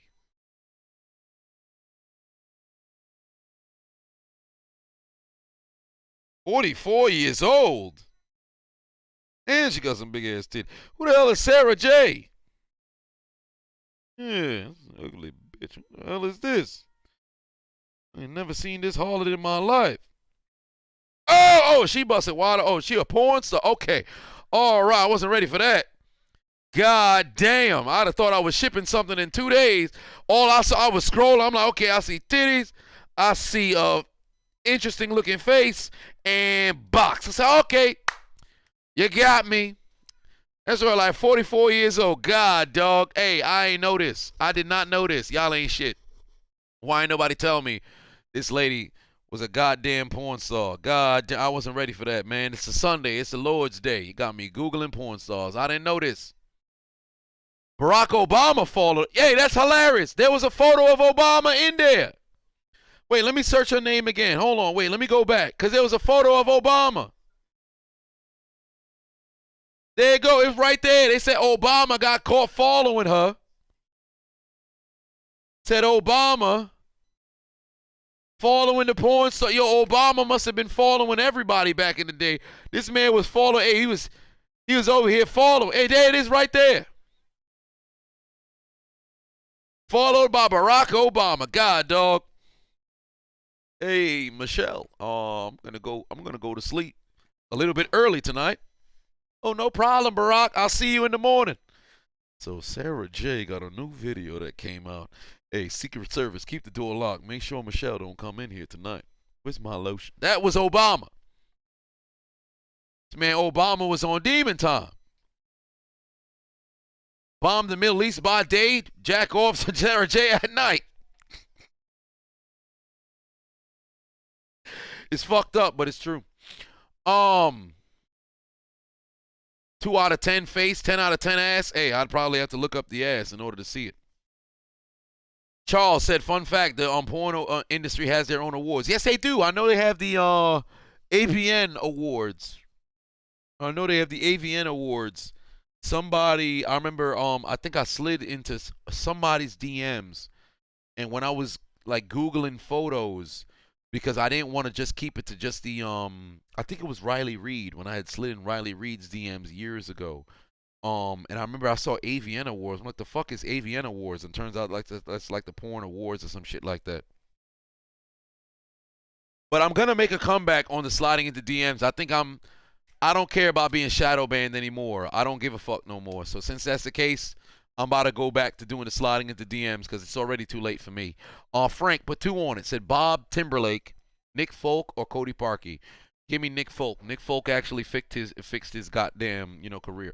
Greg Davis put 2 on. Said favorite women's commentator. Beth Phoenix. Malone said, give out an award to the females who give the best BJs. I couldn't tell you. I don't watch porn anymore. So I stopped a couple years ago. So I wasn't, well, couple, more like several years ago. But, get yourself some harlots and you move forward.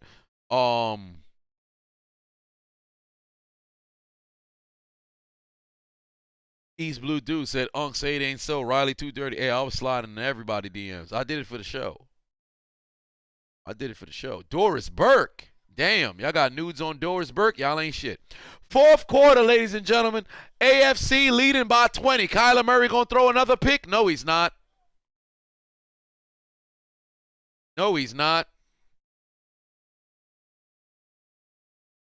Peyton said, where's the story time?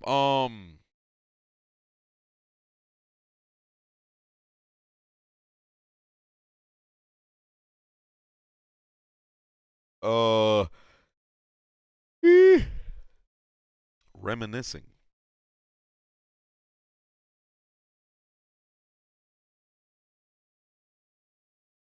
Okay. We could go with what my so we'll do we'll do a little story time on when my pops whipped my ass. This was 2002.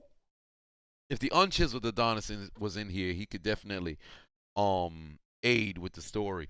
Ice Trey, put 5 on, said, do I like the Pro Bowl format where Hall of Famers pick the player? Fuck no, I hated that shit. That 2 years when it was Dion versus Jerry Rice, and then it was Chris Carter versus Michael Irvin. I hated that shit. What is my dream NBA Finals matchup? Miami Heat versus anybody. Okay, so the time was 2002. Let me see if the unchiseled Adonis is in here. Is he? He probably at a gig right now. Yeah, he ain't in here. Because he's certainly not home. This was 2002. Was this the summertime? No, we had came back from school. So I was, I think, 7 turning 8, or had recently turned 8. My dad worked in the afternoon, but no, I think at this time he used to work in the morning, come back to get lunch during the afternoon, and go back to work. I can't remember what it was. But I remember what we used to do. I don't know if they still do it now, right? But we would put soda cans on the back tire of our bike. So when it goes, when you're biking and it rubs against, I don't know if it's the chain or whatever the case is, it sounds like a motorcycle. So I don't know if they still do this now, but you would take a soda can, you would put it back there, and while you're biking, right? I don't know if they still do it. But we used to do that shit. But the soda cans were, we didn't want to go and spend our own money because Lord knows at the time we didn't, take, a lot of people used to do it. All right, cool. So this was 2002. We used to do that shit, right? I was like 7 years old. And there was construction going on. No, this is before the construction started. In my backyard, it's a community driveway. So, and for those of you who've been following me for a while, if you ever seen like me do videos in my backyard, you would see that long driveway that's there. It's shared amongst all of the houses. And before the big ass house was there, it used to be just thorns and leaves and like bushes, right? And there was one lady who lived in a house, small house that was like in between and nothing. She had like rock rollers and everything, right? So there used to be a bunch of cans, soda cans that people would throw over there. And Because at the time I was the smallest, I think I was the youngest of all of us. Yeah, I think I was the youngest of all of us. It ranged from 7 to 11 years old, and I think it was like 8 of us. I used to crawl under the fence, go pick up the soda cans, and bring it back so we could put it on the back of the bike. My father caught me one time and told me, yo, don't go over there anymore or we gonna have problems. And I looked at my dad like, fuck out of here. So one day, we get back from school, because I'm pretty sure it wasn't during, no, hell no, I'm never gonna be in Lizzo DMs. I get back from school, and all of us were in the backyard. We were playing. We were just chilling, right? We're like, yo, we don't got no soda cans. Yo, let's ride our bikes. Make it sound like motorcycles again. So we like, all right, bet. Yo, go get the soda can. Go get the soda can. I'm like, I got you. I went underneath to go get the soda can. And I had gotten chased by the rock wall like 2 weeks prior, but that's a different story. I went underneath to go get the soda can. My father comes home while I'm underneath inside, and before it was lower, so I would have to look over like the fence. I'd have to look over the brick by the bottom part of the fence to see if anybody came. And my father came home. So I'm inside, we called it the forest of death, but I'm inside the forest of death picking up soda cans in a ripped up paper bag. My father comes home. The unchiseled Adonis and all of our friends are in the backyard. My pop's outside like, yo, where the chiseled Adonis at? And he just looking at everybody. Everybody like, yo, I think he went inside to use the bathroom. I think he inside. My pops is just, he like, oh, okay. So now I'm looking from underneath. Like, oh shit, my dad's here. My mom is at work. My grandmother is in the house, I believe. My grandma, she was still alive at the time. She was inside the house. So now my dad goes inside and I'm rushing. And mind you, there's thorns, there's everything. You got to be careful when you move. I said, fuck that. I'm rushing to get back and I'm climbing to go through the crevice. My back, my shirt got caught on the bottom of the fence, and these some bitches are sharp. So it pierced through my shirt, and when I was trying to get through, I couldn't get through because it must have got knotted onto like you know when you have a lot of the fabric like this. So it was on there tight. So I'm trying to get from underneath the fence to get back to the community driveway, and I'm stuck. And I'm like, yo, if I rip my shirt, this was like one of my few good shirts, like very good shirts. I'm like, yo, if I rip my shirt, I'm fucked. But nobody can come over to help me because it's going to take too much time. I'm not in a good situation. So I'm like, fuck it. I'm going to rip the shirt. I rush through to get through. Like, I rip my shirt. My dad comes outside and he sees me in betwixt the bottom of the fence and I'm between the two bricks because we have to move the brick and then move the brick back just to make sure my neighbor's cats don't run through. Shout out to Pete and Joanne. Love you guys, man.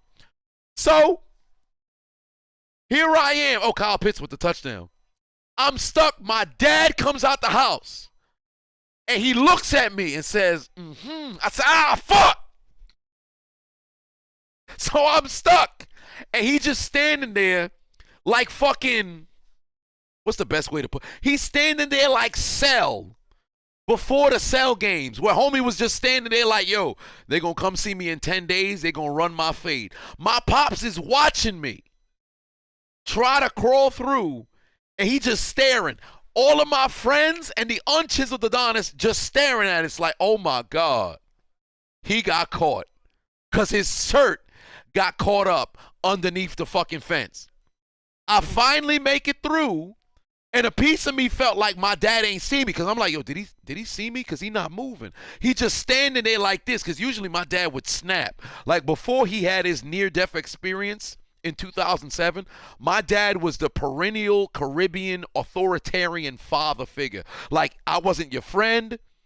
I was your father and I whipped your ass when you did something wrong. I wasn't here for you emotionally. Fuck helping you with your homework. I'm going to work. I'm providing for my family and I whip my kid's ass. That's what I do. That was me and my dad's relationship at that time. Right? He's my man's now. That's my guy, 100 grand. But at that time, that's who he was. So nothing but fear. So I'm stone cold in a cold sweat trying to get through. I get through. I'm like, okay, maybe my dad ain't see me. I give, the bottles to my friends. They frozen. They like, I think your dad saw you. I'm like, what you mean? I turn around. This man was at the doorway. He was now in front of the fence like this. And I'm like, oh, shit. My brother, he was the one who told my dad, oh, I think he went to the bathroom. So my brother about to get his ass whipped. My dad staring at me like, come here. So I walk over there. I'm like, hey, what's going on, Dad? Hey, you home early today. What I told you about going over there. We called it the forest. We called it the forest of death. My father didn't call it that. So what I tell you about going into the yard over there? I'm like, well, I went to go get the soda can so we could put it on the bottom. I'm like 7, 8 years old. I went to go get the soda can to put it on the back of the bike. Come here. I'm like, I'm already. Why you home early? Your lunch not over? What's going? This man pulled off his belt on some boondock shit. He ain't even undo the buckle. My dad wasn't one of them fancy motherfuckers who had one of them good-looking belts or something. He had the old school leather belt. This man touched his belt one time. He didn't even unhook the buckle. And the belt came flying out. When I tell you, the belt looked like, what's the best way I could put this? What's that character in Soul Calibur that got I think it's Ivy is her name, that got the whip, that got all the fucking shits on? This man touched the belt one time, went like this, and it pulled out of his waistband and didn't stop for like 2 seconds. I swear the belt had the extender. It was like 2 lengths of a full belt. And I'm sitting here like, no! The unchiseled Adonis is staring there like, I tried to save you. You should have heard it got through. I'm like, fam, I'm looking at my brother. We not saying a single word. It's nonverbal communication that's happening. I'm looking at him like, yo, you should have helped me. He looking at me like, why'd you get cold? I'm looking at my friends like, what the fuck? Ain't nobody come unhook me when I was stuck. Mind you, my dad is still doing this, damn near turning Super Saiyan as the belt is continuing to come out of the waistband. I know I'm about to get my ass whipped. This was the first time my dad was going to whip my ass in front of my friends. So I'm in the back. We in the community driveway. My neighbors, at this point, they looking like, oh, my God, he about to get his ass whipped. Hey, they going to whip his ass. Hey, come over here. They going to whip his ass outside. Oh, they going to whip his ass. Hey, they going to whip his ass. My grandmother is in the window when she was still alive. She looking like, oh, no, he got caught. No, he gonna whip his ass. He kind of deserve it. Oh no. So I'm over here. My pops finally, the belt stops, leaving his waistband. And NFC got 28, by the way. So we're gonna put the big ass 28 on the doggone screen. We're gonna put the big ass 28. I know I got an 8 over here somewhere. Where's my 8? I had an 8 over here. Where's my 8? God dog. Can't find the 8. Son of a bitch. We're going to put a brand new 8. NFC got 28, ladies and gentlemen. So for those of you with the benefit of flash photography and screenshot technology, chisel down, not freeze. For 5-second pose.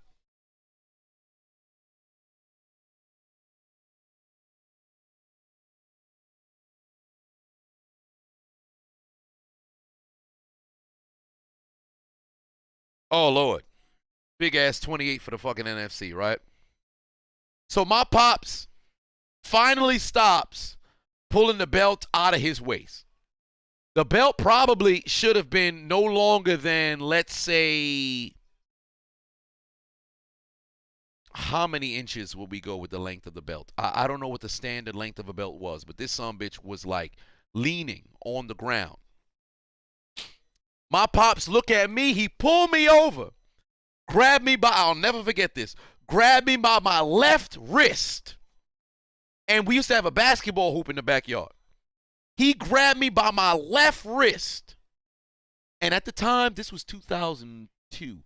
My dad, this is either 2002 or 2003. I believe it was 2002 because Brian didn't move yet. My dad was, how old was he in 2002? 45 years old. No, he was about to be 45, so he was 44. Grabbed me, he damn near sounded like Scorpion. Get over here. Grabbed me by my left wrist. Lifted me. Mind you, I'm facing him like this. We looking at each other.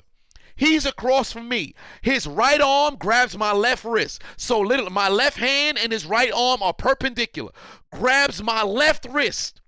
Pulls me on a damn near 180. I do this. He pulls me into the air. My body turns. Without even touching the floor, I'm airborne. He grabs my left wrist. I turn airborne. This man pulls I can feel he pulled his damn belt was already out. He was down in this arm. It's almost as if he did one of these kind of situation. He pulled my left arm. I'm turning. He hit me twice in 1 second. I felt a push on my back. I said, ah! It was slavery. Ah! I sounded like an Aerodactyl that had just been caught in the wild. I was somewhere in Pewter City. I was an Aerodactyl. Ah! I'm screaming. Whoa, what was that? My body wasn't even fully turned. Somehow, my shirt, the back of my shirt was already, you know, when he pulled me upwards, the momentum and the air had pulled my shirt upwards. So I felt no fabric preventing the impact between the whip, being his belt, and the epidermis, that is the skin on my back. This man had caught me twice in 1 second. I'm staring. In the midst of turning, I can see my brother and my friends looking at me like, because they ain't never seen somebody get hit with a whip / belt this fast. Google East Patuan said, what do I think about your the newest rappers? I think the newest NY rappers, they all garbage. I don't even listen to rap like that. But from what I heard, they all garbage. Especially 5-year-old foreign. Can't stand them. But my pops caught me twice, and I'm standing there like, at this point, I sound like I'm doing the scream where there's no voice that's coming out, and my pops is damn near got me one arm in the air. He 44 years old, still in his prime, and it's damn near like this man got the whip and he did so I feel like it was some circular motion, because I felt like a Rasengan hit me in my spine. It was like 6 attacks in one. Boop, boop, boop, boop. This man, I'm killing you right now. I kid you not. I think my father may be a descendant of Jiren. I thought this man could maybe be a macho. I felt like he had more hands than just 2. He hit me with 17 lashes in 8 seconds. This man, he didn't wind up. He didn't wind up the belt. I'm still in the midst of turning. He had caught me twice. My shirt is somehow not on my back anymore. He has one hand holding up my left hand, and the other hand is holding the damn belt. I thought maybe my brother was in on it, but he's standing across from me. My pops hit me with so many blows in 8 seconds. My back is feeling all kinds of pain. I felt like I was the freshest slave in 1823. All kinds of pain on my back. I'm screaming like Tobias on an episode of Boondock. He caught me so many times. I'm just sitting here like, what is going on? I couldn't even blink. My eyes stayed open. He was beating the shit out of me. 8 seconds, I got hit like 18 times. I'm over here like this. Mind you, I didn't even complete the turn. My body is still turning, and he caught me. My shirt somehow is suspended to where my back is exposed. My pops whipping my ass, bruh, in front of my friends, and my friends just standing there like, damn. My dad ain't never whipped my ass like this. Because at the time, all of my friends, everybody was cool with their pops. I came from a good neighborhood where everybody had great pops. Nobody had no single parenthood. Everybody had a good time, you know? So, I'm getting my ass whipped.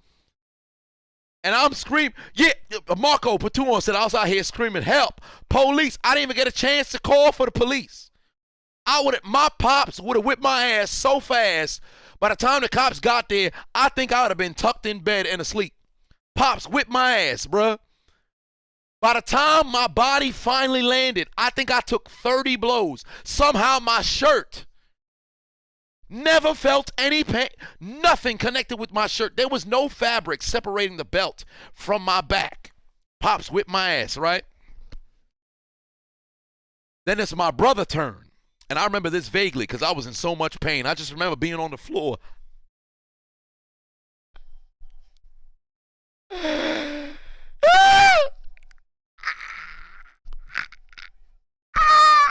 I just remember being there like damn near looking like a fucking disabled praying mantis. I looked like I was voguing, trying to stop the pain from hitting my back.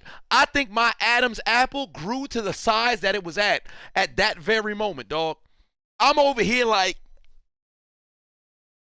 you would have thought I was in one of them fraternities where they be dancing and shit. I sounded like an ancient Pokemon. I'm over there, mouth open, gnats, mosquitoes biting the inside of my gums. I'm over there like this. My pops in 11 seconds whipped me 37 times. 37 times. I brought this up to him like 3 years ago. He's like, I don't remember none of that. I'm like, dog, how you don't remember that, son? That had to be like a legendary beating for you.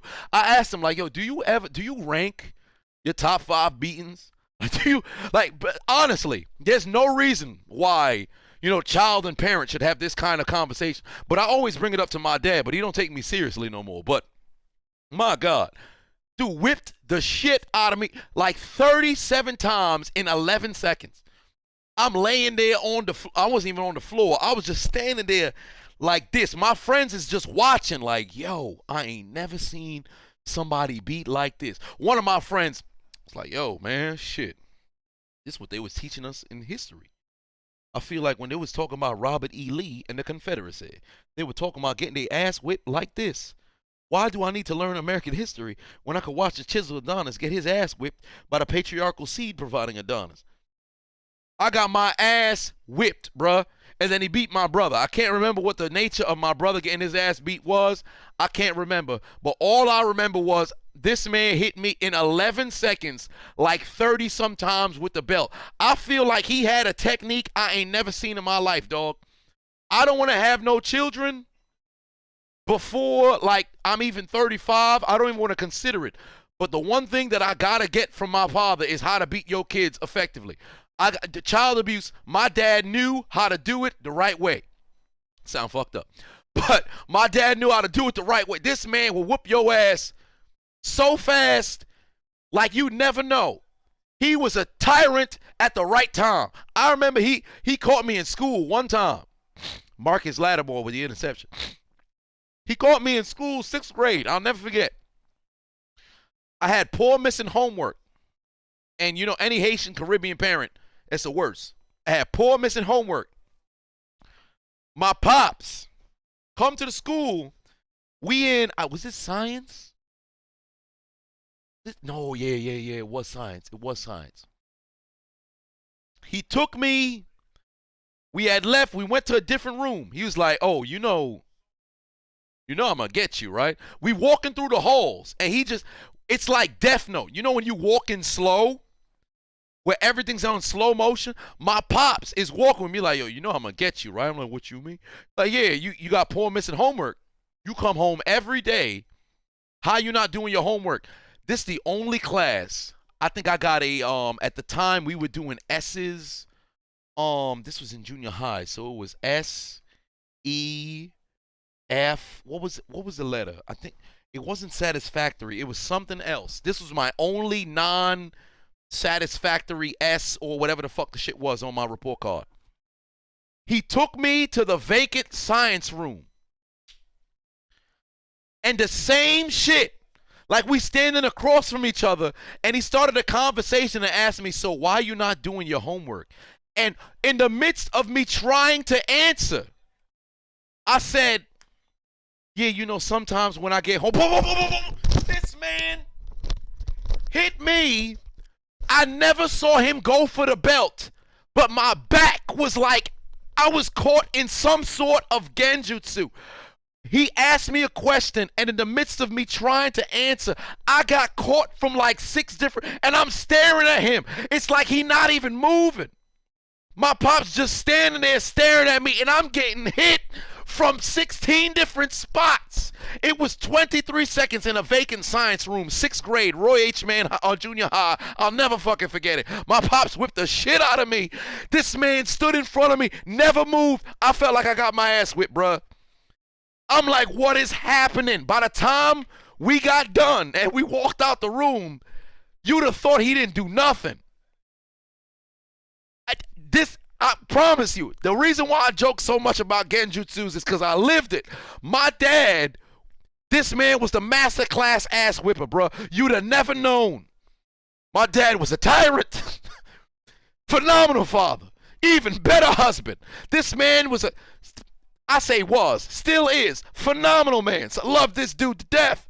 I don't know how he whipped ass the way he whipped ass, dog. I don't know how he did it. He hit me with the gum gatling. I never.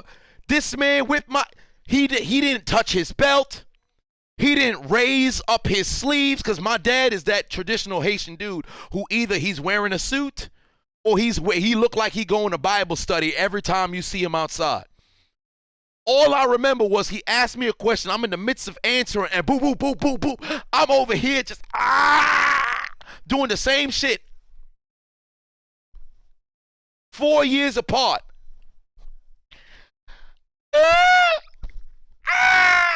Trying to figure out how he made contact with me. My pops was the master of ass whipping, bruh. Universal put 2 on it. Said, so your dad is Pootie Tang. That's awesome. Hey, maybe he is. But, long story short, my pops had the ultra instinct, whip my ass. That had to be like top 3 beatings. When he caught me in the school, when he caught me in the backyard, and then, Dalvin Cook with the touchdown, and now they cut their deficit down to 7, and this makes things interesting with 2:36 left on the clock. One more beating. There's one more beating, and this was a top 5 beating. I really wish the chiseled Adonis was here.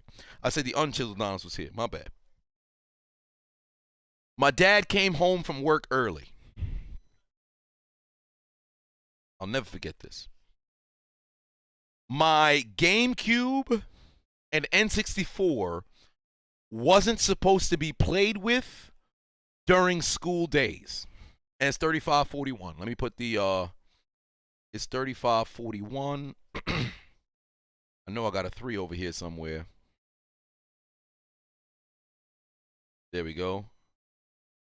3541. It's the last. This the third of the top 5 ass whippings that my father gave me. I really wish the unchiseled Adonis was here. I'd call him and tell him to get in the chat room, but he's probably busy right now. Big ass 35 on the screen for the NFC. So for those of you with the benefit of flash photography and screenshot technology, chiseled Adonis will not freeze for a 5-second pose.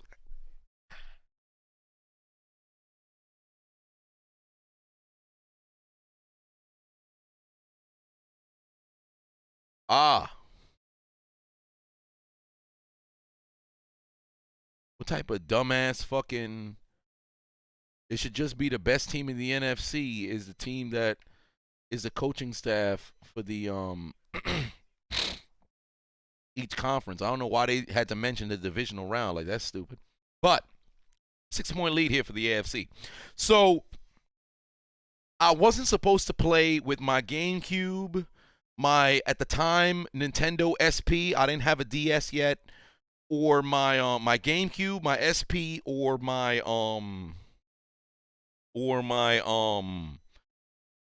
N64, right? My dad comes back for lunch. Me and my brother were upstairs in my parents' room because my parents had a lock on their door.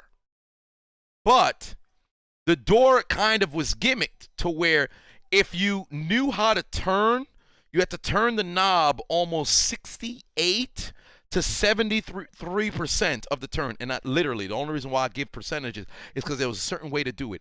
And then you would have to shove your shoulder into the door to get inside. Literally, I kid you not. I was a menace when I was a kid. So, turned the door, got myself inside, right? Me and my brother were playing, I think it was either Simpsons Hit and Run, or, because I know we were playing the GameCube, we weren't playing the N64. We were playing either Simpsons Hit and Run, or we were playing, this was 2003. What were we playing? It was either Simpsons Hit and Run or another game. I can't remember. But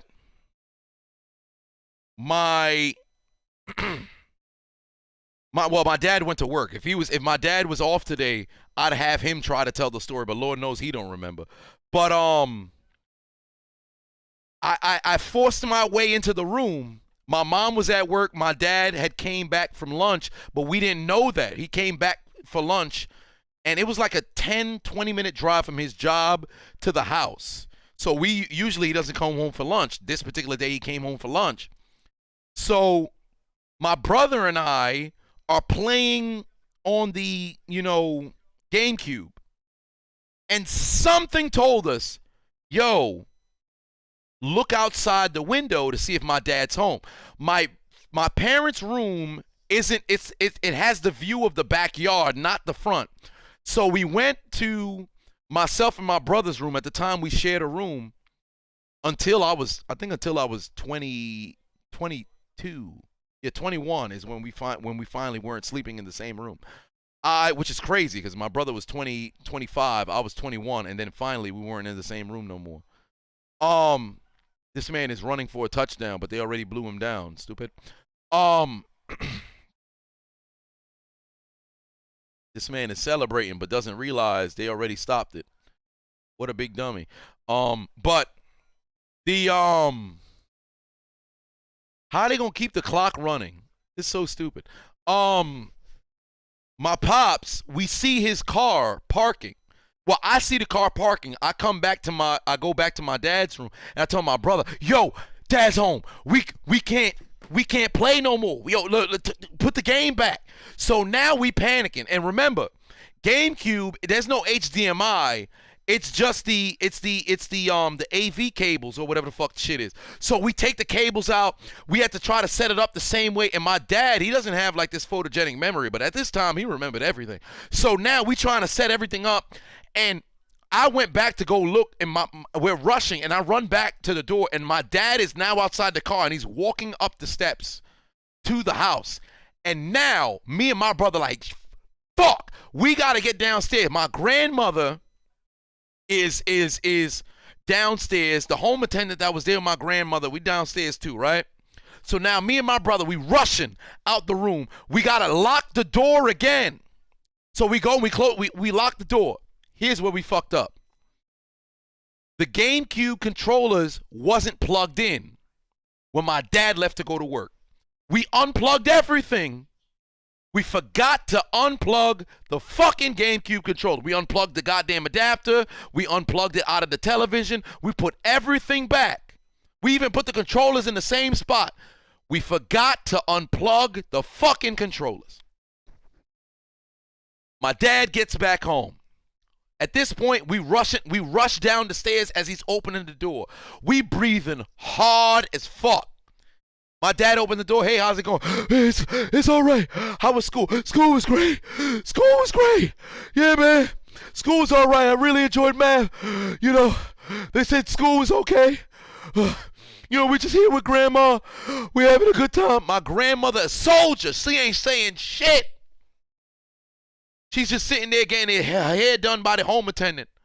Like, hey, Job, how's it going? Yeah, everything's going all right. Yeah, the kids are great. We breathing hard. My father go upstairs. We downstairs. It's me and my brother. Mind you, we never thought, yo, let's go to the basement, whatever. We just over here like, please don't notice. Please don't notice. Please. Because he going to be in the hop. He going to be in the house for, as they would say, a hop and a skip. All we hear, and I cannot make this up. If you guys ever played Super Smash Bros. Melee, you know the sound. And this is why this character resonates so much with me, because he was my father. All you hear from upstairs, it's 14 steps between downstairs and upstairs. A Ganondorf sound. I kid you not, me and my brother, the fucking hair that was barely growing on our hands and arms flare up. Goosebumps. We sitting downstairs like, he noticed. So now, and I kid you not, my father is the epitome of like, he used to just, I don't know if it was like him taking a large shit. He would just be somewhere, like you could hear this man. My father must have been a character when he was younger, or some, because maybe that's why I'm the way that I am. Maybe I'm weird because my dad was that. So all you hear is, we downstairs. My father take his sweet time upstairs. I think he choosing the belt that he gonna whip me and my brother ass with. Oh wow, I guess the AFC gonna win.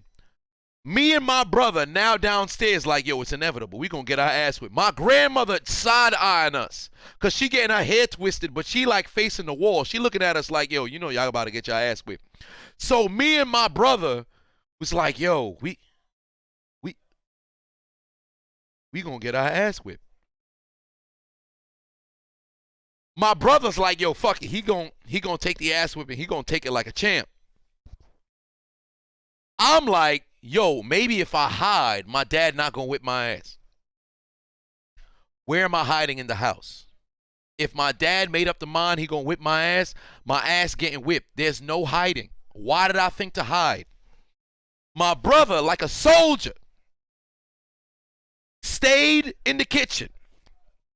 And for whatever reason, I guess because my mother decided, oh, she want to fucking corrupt my dad into thinking I was the evil one when it was really the unchiseled Adonis. My pops comes downstairs. I get under the kitchen table.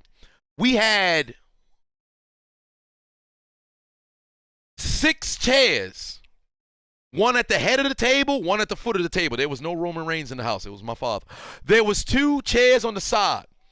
I'm laying under the table, spread out. My 2 bottom feet is on the far end side chairs. My arms are on the 2 front side chairs. My head is on the seat of the head of the table, and I'm laying underneath the table like Spider-Man. Horizontal. My body is like this underneath the table. I can hear my brother getting his ass whipped. All I hear is,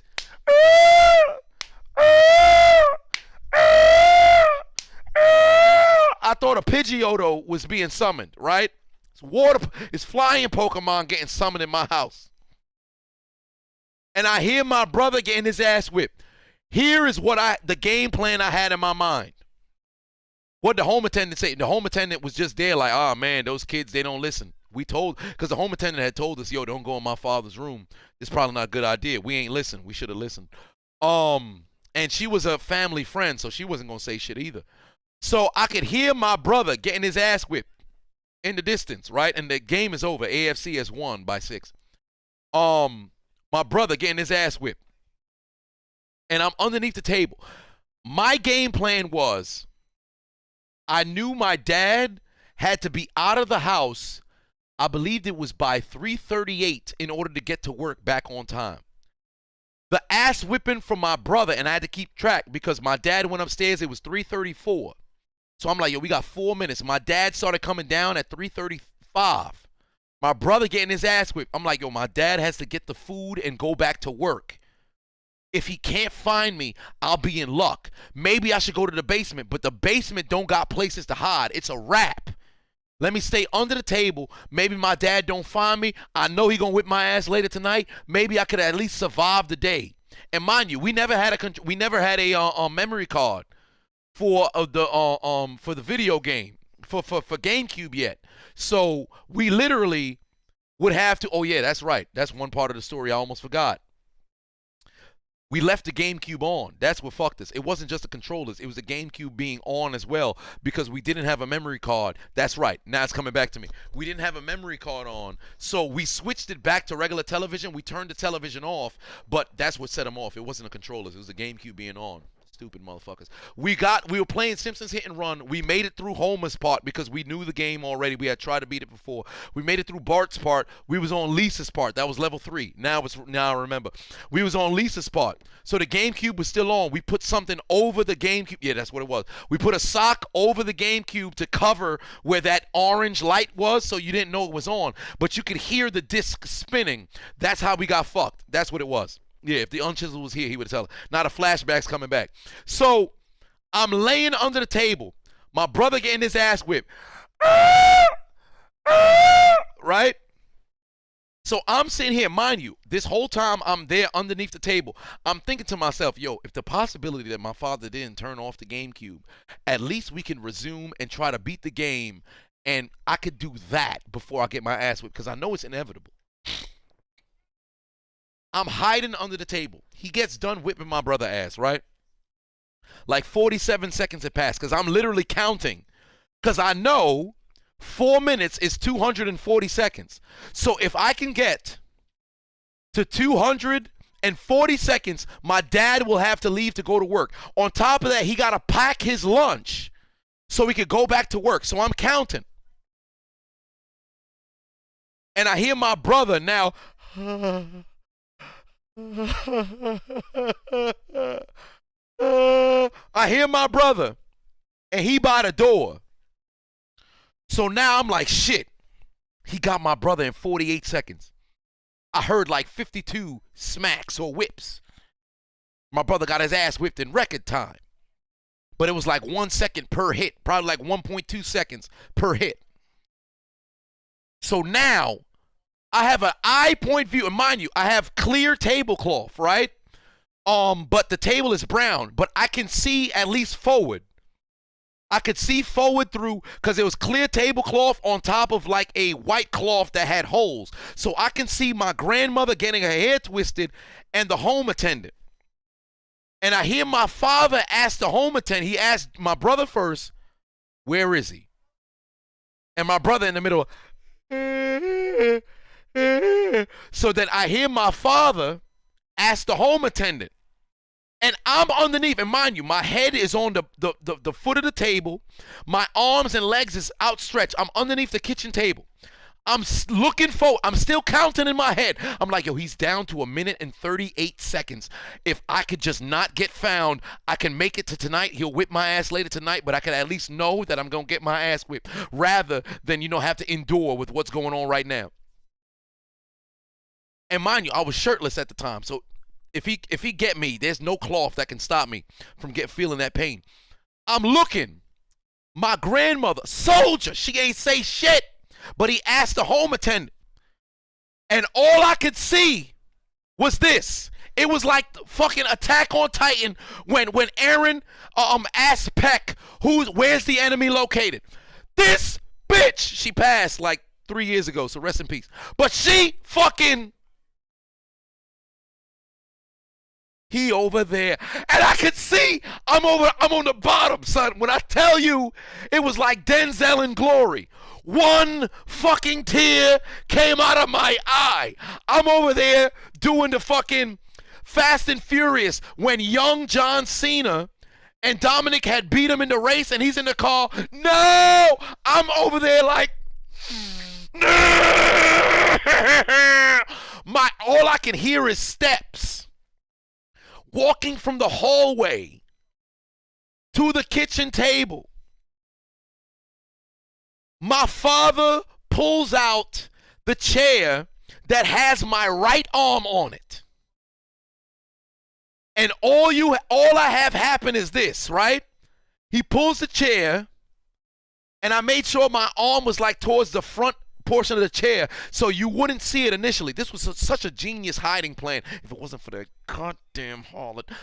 Pulls the chair, my arm goes down, and my dad sees my arm, and all I hear is, come out from under the table in Creole. And I'm just sitting here like, I'm at 52 seconds. It was 52 seconds. My father's walk from whipping my brother's ass, and mind you, it's only 13 steps between where he was whipping my brother's ass to where, actually, 11 steps. I'm a lunatic, so I memorize the steps between spots. Between the kitchen table and walking past the hallway to the kitchen table from where he whipped my brother's ass. And I'm counting in my mind. This man walked for 30-some seconds after questioning, the home attendant. And I could hear like and I never watched the episode of Death Note, but it's like when son walking slow in anime. Walking slow. And I'm just sitting here like, I'm going to get my ass whipped. My arm goes down. He says, come out from the table. I'm still counting. We had like 52, 53 seconds. He looks at me and said, were you playing games upstairs? My brother already, he's still on the floor. He on the floor doing the same shit I was doing a year prior. And I just tell my pops, no. Why did I lie? Why did I lie? There was no defending nor denying. Why would I lie? I told him no. I wasn't upstairs. Bad decision. I'm just trying to buy time. We have 46 seconds. My pops looking at me. I'm looking at my pops. It's like that gif of Diddy and that other dude, right? So me and my pops looking at each other like this. This me and my pops. He asked me if I was upstairs. I said no. This me and my pops. This me and my pops. We looking at each other like this. My pops got this little, he's staring at me with the straightest of faces. And then all you see is like this fucking smirk come on his face. Like, and when I tell you the color in my face evaporated. All I see is this small smirk. My pops move. It's like a twitch towards the left. I immediately clench up. Same shit happened. Left wrist. Here I go. I'm in the and when I tell you, in 3 seconds, and I'm still counting in my head. I'm like, yo, 38, 37. My left wrist back in the air. My pops got me. And I'm sitting over here, still, the one tear rolling down my goddamn eye. My pops got me. The belt, he never touched his waistband. Boop, boop, boop, boop. This man whipped my ass. I'm over here like this. I ain't got no shirt on, so there's no illusion of having fabric between me and the belt. I'm here. My pops whipping my ass. And you know what makes matters worse? If you guys seen, like, in the video where I whipped the Untitled Adonis ass, you see that treadmill that's on the right-hand side. This is before I took the treadmill from my aunt's house. So My grandmother was getting her hair done in the living room. So while I'm turning in that direction, I can see my grandmother getting her hair braided, and the fucking home attendant is staring straight at me with a smile on her face. She sold out my location and wanted to see me get my ass whipped.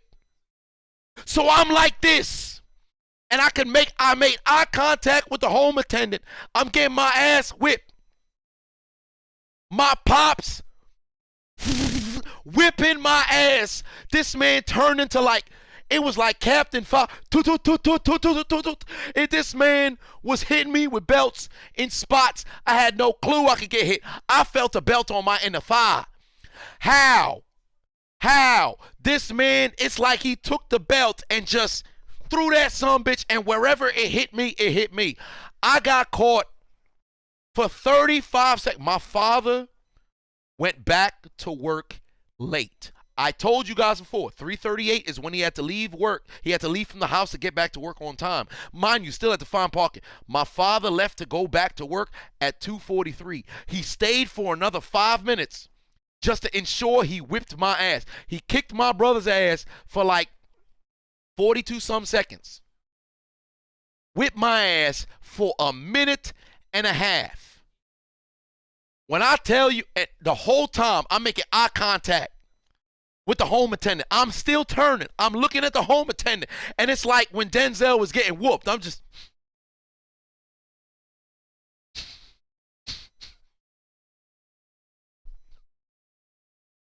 But I'm getting hit so many times, my body like this.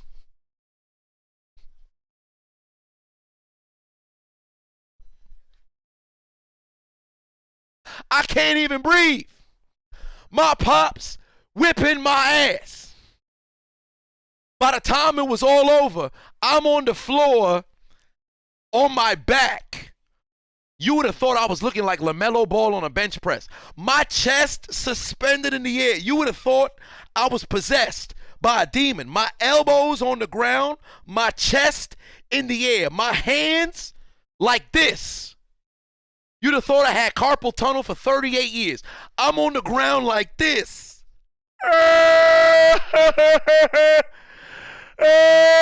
My brother on the other end of the room. He's still feeling the effects a minute and a half after getting his ass whipped. I'm on the ground, chest damn near out of my body. My father looking down on me. Don't go in the room again. Gets his food like a fucking gangster. I'm still on the ground. My brother on the other end of the room. I'm on the ground. Home attendant staring at me while doing my grandmother's hair. Still got a smirk on her face. My father pack his lunch, go to fucking work like a G. Nobody at this man's job knew he whipped the shit out of his kids. That was a top 3 beating all time, bro. I don't think anybody got their ass whipped the way my dad used to whip my ass, dog. Shit was crazy, bro. My pops had the moves, bro. Yeah, exactly. My dad was Whitebeard, son. My dad was fucking Whitebeard. I'm on the ground. My brother getting my ass whipped. Home attendant sold us out, bro. I kid you not. If I was white, I'd have killed her. Shit was wild, son.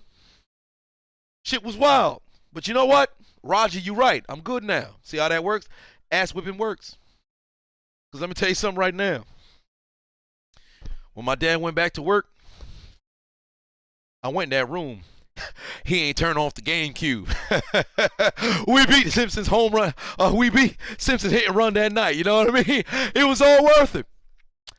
Whole lot of tears. But we went back upstairs. We beat Simpsons home hit and run. We couldn't save it, but we beat the doggone game, so it was worth it. I ain't do no homework. Led to more ass whippings, but brings us forward, full circle. My dad never turned off the game, so it all worked out. It all worked out. Cedric put 5 on it. Said chiseled the home attendant in Aaronsville. You trade. Hey, you ain't wrong about that. You ain't wrong about that. I was definitely, without question, underneath the table. I was definitely underneath the table screaming like, Damn you! You traitors! no doubt in my mind that was me. No doubt in my mind that was me. That was me. That was me screaming underneath the table. You motherfucking traitor, bruh. My pops whipped my ass for like a minute. He was willing to go back to work late to make sure the ass whipping was straight through. Fan, he whipped my ass so much more than he whipped my brother's ass. And don't get me wrong, he used to beat my brother too. Man, my dad, and looking back on it, most of the ass whippings, I had it coming. I ain't gonna be that dude who, oh man, you know how they know. I had it coming. But home attendant sold me out, dog. Home attendant sold me out. But I appreciate the words cannot, there is no person on this planet that I revere more than my father. Do not get me wrong. My father, that's number one dude, number one person in my life. I remember somebody had made a joke like, yo, come on now, you know, that's your mom. Like, dog, my father outranks my mom 10 times over, dog. My pops, I'd give a kidney. If my pops needed a kidney, he'd have my kidney ASAP. And all I had to do was turn off the GameCube and unplug the son bitch, but I didn't.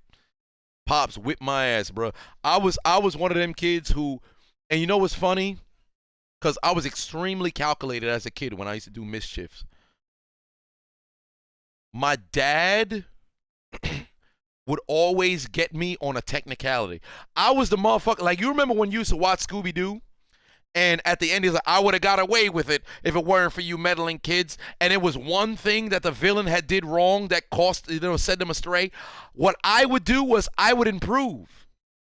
Every single time I would do some sort of mischief, I would improve to where I wouldn't get caught. I would always get screwed on a technicality. My father was extremely attention to detail. That's one thing that if I decide to have children, man, let me tell you something right now. That's one thing I look forward to. Whipping my kids at no. There's one thing I look forward to seeing if my kids is gonna do mischief, are they gonna be as attention to detail as I was? Because there were minor things that led to me getting caught. Very minor thing. I got away with a shit ton of stuff. But the times that I got caught, it was fuck, I shouldn't have did that shit. I could have got away with it. If I didn't have so much reverence for my father, I probably would have, drove into a life of crime, because probably could have got away with a lot of shit. I kid you not. I think about that shit every day. Had I not have the level of reverence I have for my father, I'd have probably dove into a life of crime, but I ain't doing that shit. Because every time I have a bad thought run through my mind, I'm like, shit, how could this affect my dad? You know what? I ain't doing it. So my pops, truly the blessing in the whip. Blessing in the whip. AJ said ass whippings make a sneaky child. You ain't wrong about that. You certainly ain't wrong about that. Patriarchal seed providing Adonis. That is probably the most, if not the most important person in my life. Because I kid you not, my mother wasn't that authority figure. She was always, I'm going to tell your dad. I'm like, oh, don't tell dad. Don't tell dad. Brandon says we was I was on checkers. My dad was playing chess. Oh no, we were both playing chess. I haven't physically beaten my dad. I've never tried to. But with me and my father, we used to have like chess matches. I remember I had beat. How can I tell this story? The one time that I had gotten my dad. What was this? I wasn't supposed to do something and I did it. What was the story? When I had gotten the best of my dad, what was the story? What happened?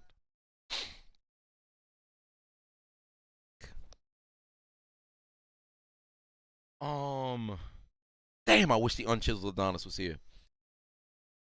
Cause my memory is shot right now. I had gotten the best of my dad on something. Like I did wrong, but I was able to scheme my way out of it. And he ain't catch me. Golly, I can't remember. Son of a bitch.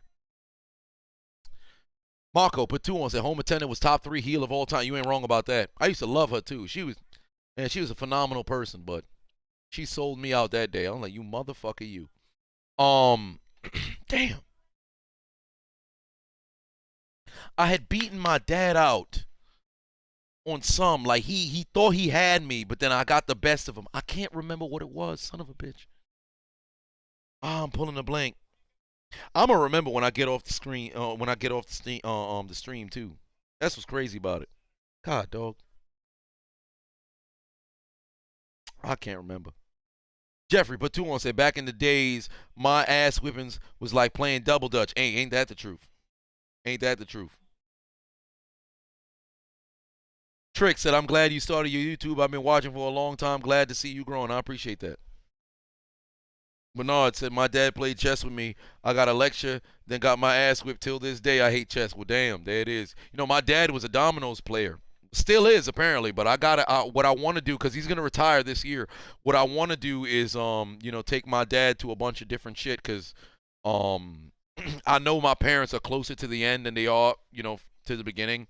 So since that's the case, I really want to be able to go and do shit that I'm pretty sure they always wanted to do, they didn't get the opportunity to do. So something to do, but you know, but yeah, my pops, golly, I can't remember what the fuck.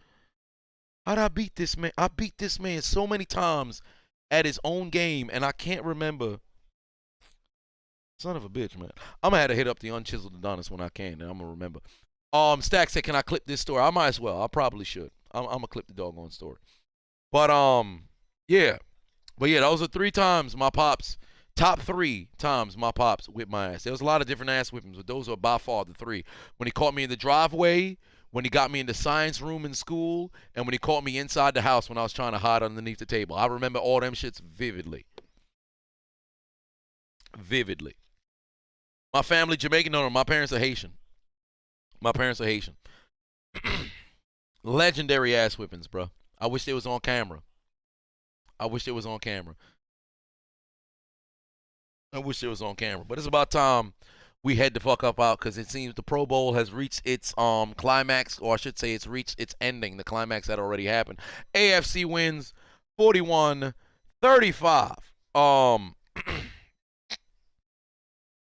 Has the GOAT said, did you miss the first 2? You probably did. But yeah.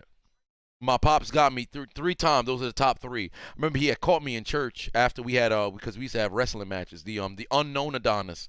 We was actually talking about that, because I went to go get him the Galaxy Ultra phone, because you see I got the Galaxy Ultra. Well, this is my Note. This is my Galaxy Ultra phone. I had got him the same phone. And I remember we were wrestling when his brother was still alive. His brother had passed in 2003.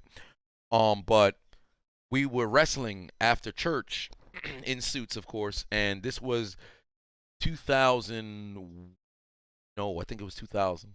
Yeah, it was after WrestleMania 2000. It was before WrestleMania 17. So we were wrestling in the back, but we were already accustomed with the TLC. We used to have crazy matches.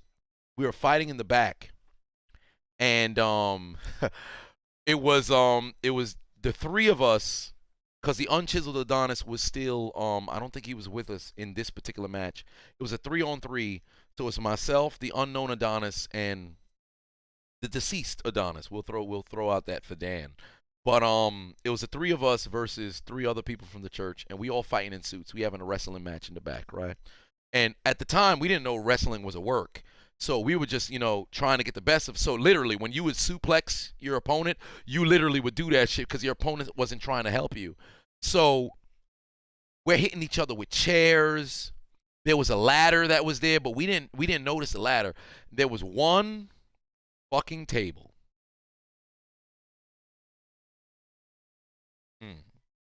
Wow, I'm actually getting emotional thinking about this because Dan's not alive no more. And we had Julian. We had him in a hold, and we suplexed him onto the ground. And then Dan and Dave held him on the table, and I noticed the ladder. I climbed up the ladder and they held him. We had hit 2 of their teammates with chairs, so they on the ground in pain. And the unknown and the deceased Adonis held him on the table. And I climbed to the top of the ladder. And I jumped off with a splash and we broke the table. And I put him through the table. And we were like, yeah, fuck out of here. We doing our shit. I ripped the fuck out of my suit. And we pinned him. We got the 3 count. Like, yeah, let's go. And when we went back inside at the end of the service, my father noticed I had a ripped suit. He had just bought me this suit like a couple months prior. So he's like, oh, what the fuck? Every single time we go to church, son fuck up his suit because he be over here wrestling and doing stupid shit. I remember he beat me in the back of the church, but I didn't care. Like, this was one of those joints where he got me. I'm like, oh, man, it hurts. Oh, I'm crying. But I didn't care because we had a hell of a fucking TLC match in the back. That shit was amazing, man. That was an amazing memory. I was just eating. I went to, if you guys live in New York, there's 2. I think it's a branch thing called Naruto Ramen. We went out 2 days ago to go to Naruto Ramen to go eat some Naruto ramen. And we were reminiscing on the story, and it had popped back into my mind. Man, good times, man. Good times. Oh, I miss Dan every day. We were just kids, man. We were just kids. Man, wow, man. Oh, boy, that's a good memory. That's a good memory. Yeah, that's a good memory. Whipping ass on a Sunday. Whipping ass on a Sunday. Well, what was that? What was that song? A club going up on a Tuesday. We were whipping ass on a Sunday. That was some good memories, man. I'm gonna text the unknown Adonis. We're gonna have a good laugh about that. But yeah. Yeah. Good times.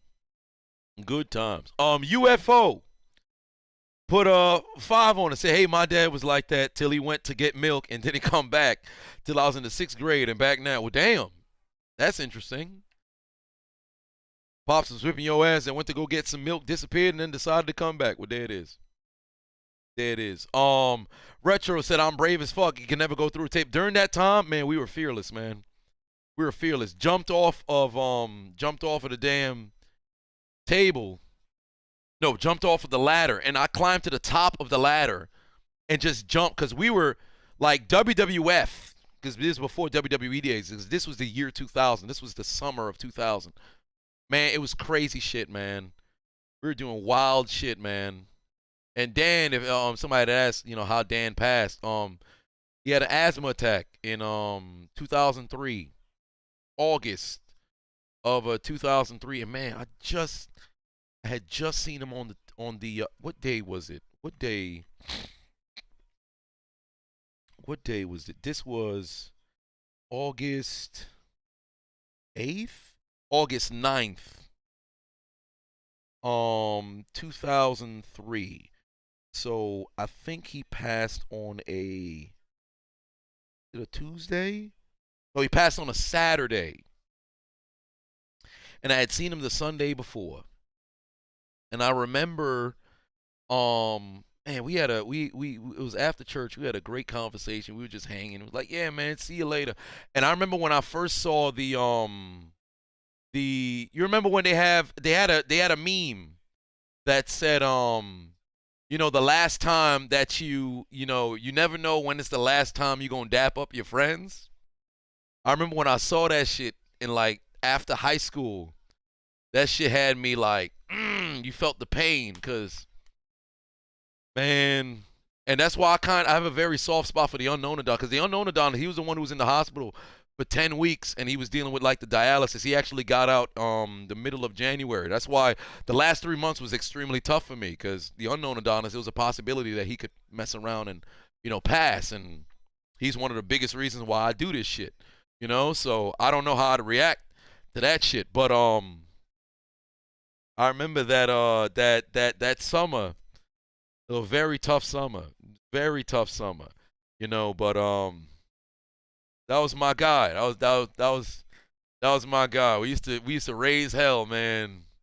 We was raised, and it hurts that I never got a chance to see him as an adult, cause he'd have been a hell of a dude. He'd have been a hell of a man, but he never got the opportunity. So I try to keep his memory alive. Oh wow, Miami's back in first place. You'll love to see it, but try to keep his memory alive and how I navigate through life and through myself and his brother. Gonna do our best to keep the things going. How do I feel about how do I feel about the NFL coaching stuff? Well, I mean, it varies. It depends. Things got to play out. So time will tell. But yeah, that was my brother. We call each other, brothers, because we all knew each other since we were in diapers. Oh, that was my guy. That was my guy. That was my guy. We had some great memories, man. But that TLC was something legendary, dog. That TLC was something legendary. I wish we had it on camera.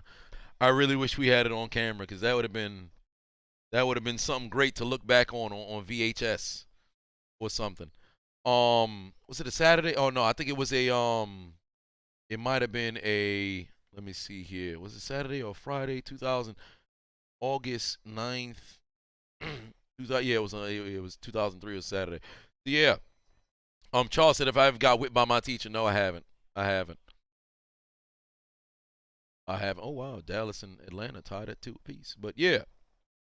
Malone said we went in like a stone cold, arrive late, raise hell, and leave. Yeah, that's all we used to do, man. That's all we used to do. So, nevertheless, let me get the hell up out of here. I gotta go get something to eat.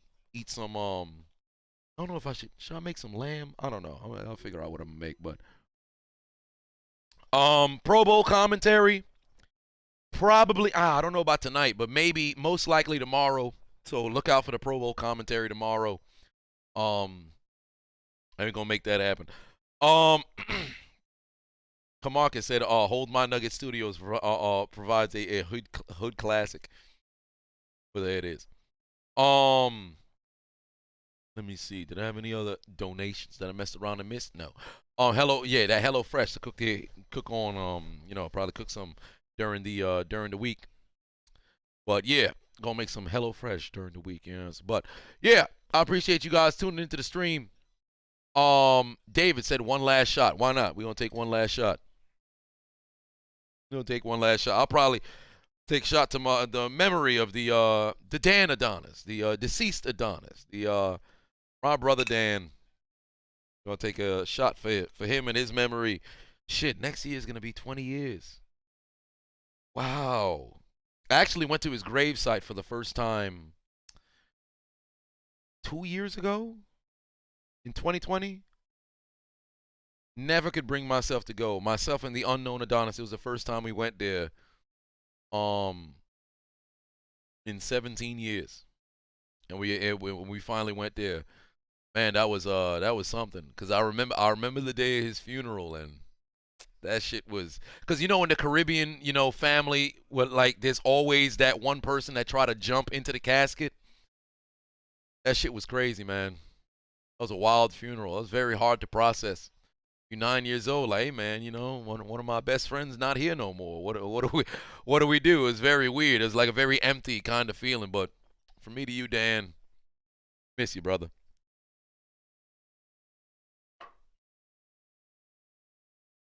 Y'all have yourselves a good night. Let's leave this on a higher note rather than very somber. Where's LeBron dancing? Where's the dancing LeBron when you need him? Oh, matter of fact, no, we could just go with this. Because when I put homie through the table and he was laying on the floor, he was clutching at his ribs because he ain't never take a splash from such a high table like that before. He's begging, calling for law enforcement, screaming, Police! Police! Help! Police! Help! Police! Help! Help! Police! Help! But given that we were indeed Haitian in the back of the church, the only police that could show up were who?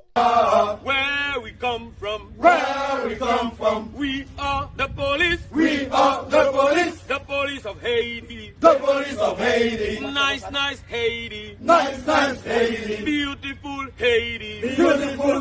Haiti. To sweetie, sweetie Haiti. Sweetie, sweetie Haiti. Sweetie, sweetie. Sweetie, sweetie. Sweetie, sweetie. Sweetie, sweetie. Sweetie, sweetie Haiti. Sweetie, sweetie Haiti. My God. Jameer exactly like HBK at WrestleMania 10. It was a full extension. Jumped straight down onto homie on the table, and he was laying there like, y'all have yourselves a good night. What's wrong, okay? When I came down,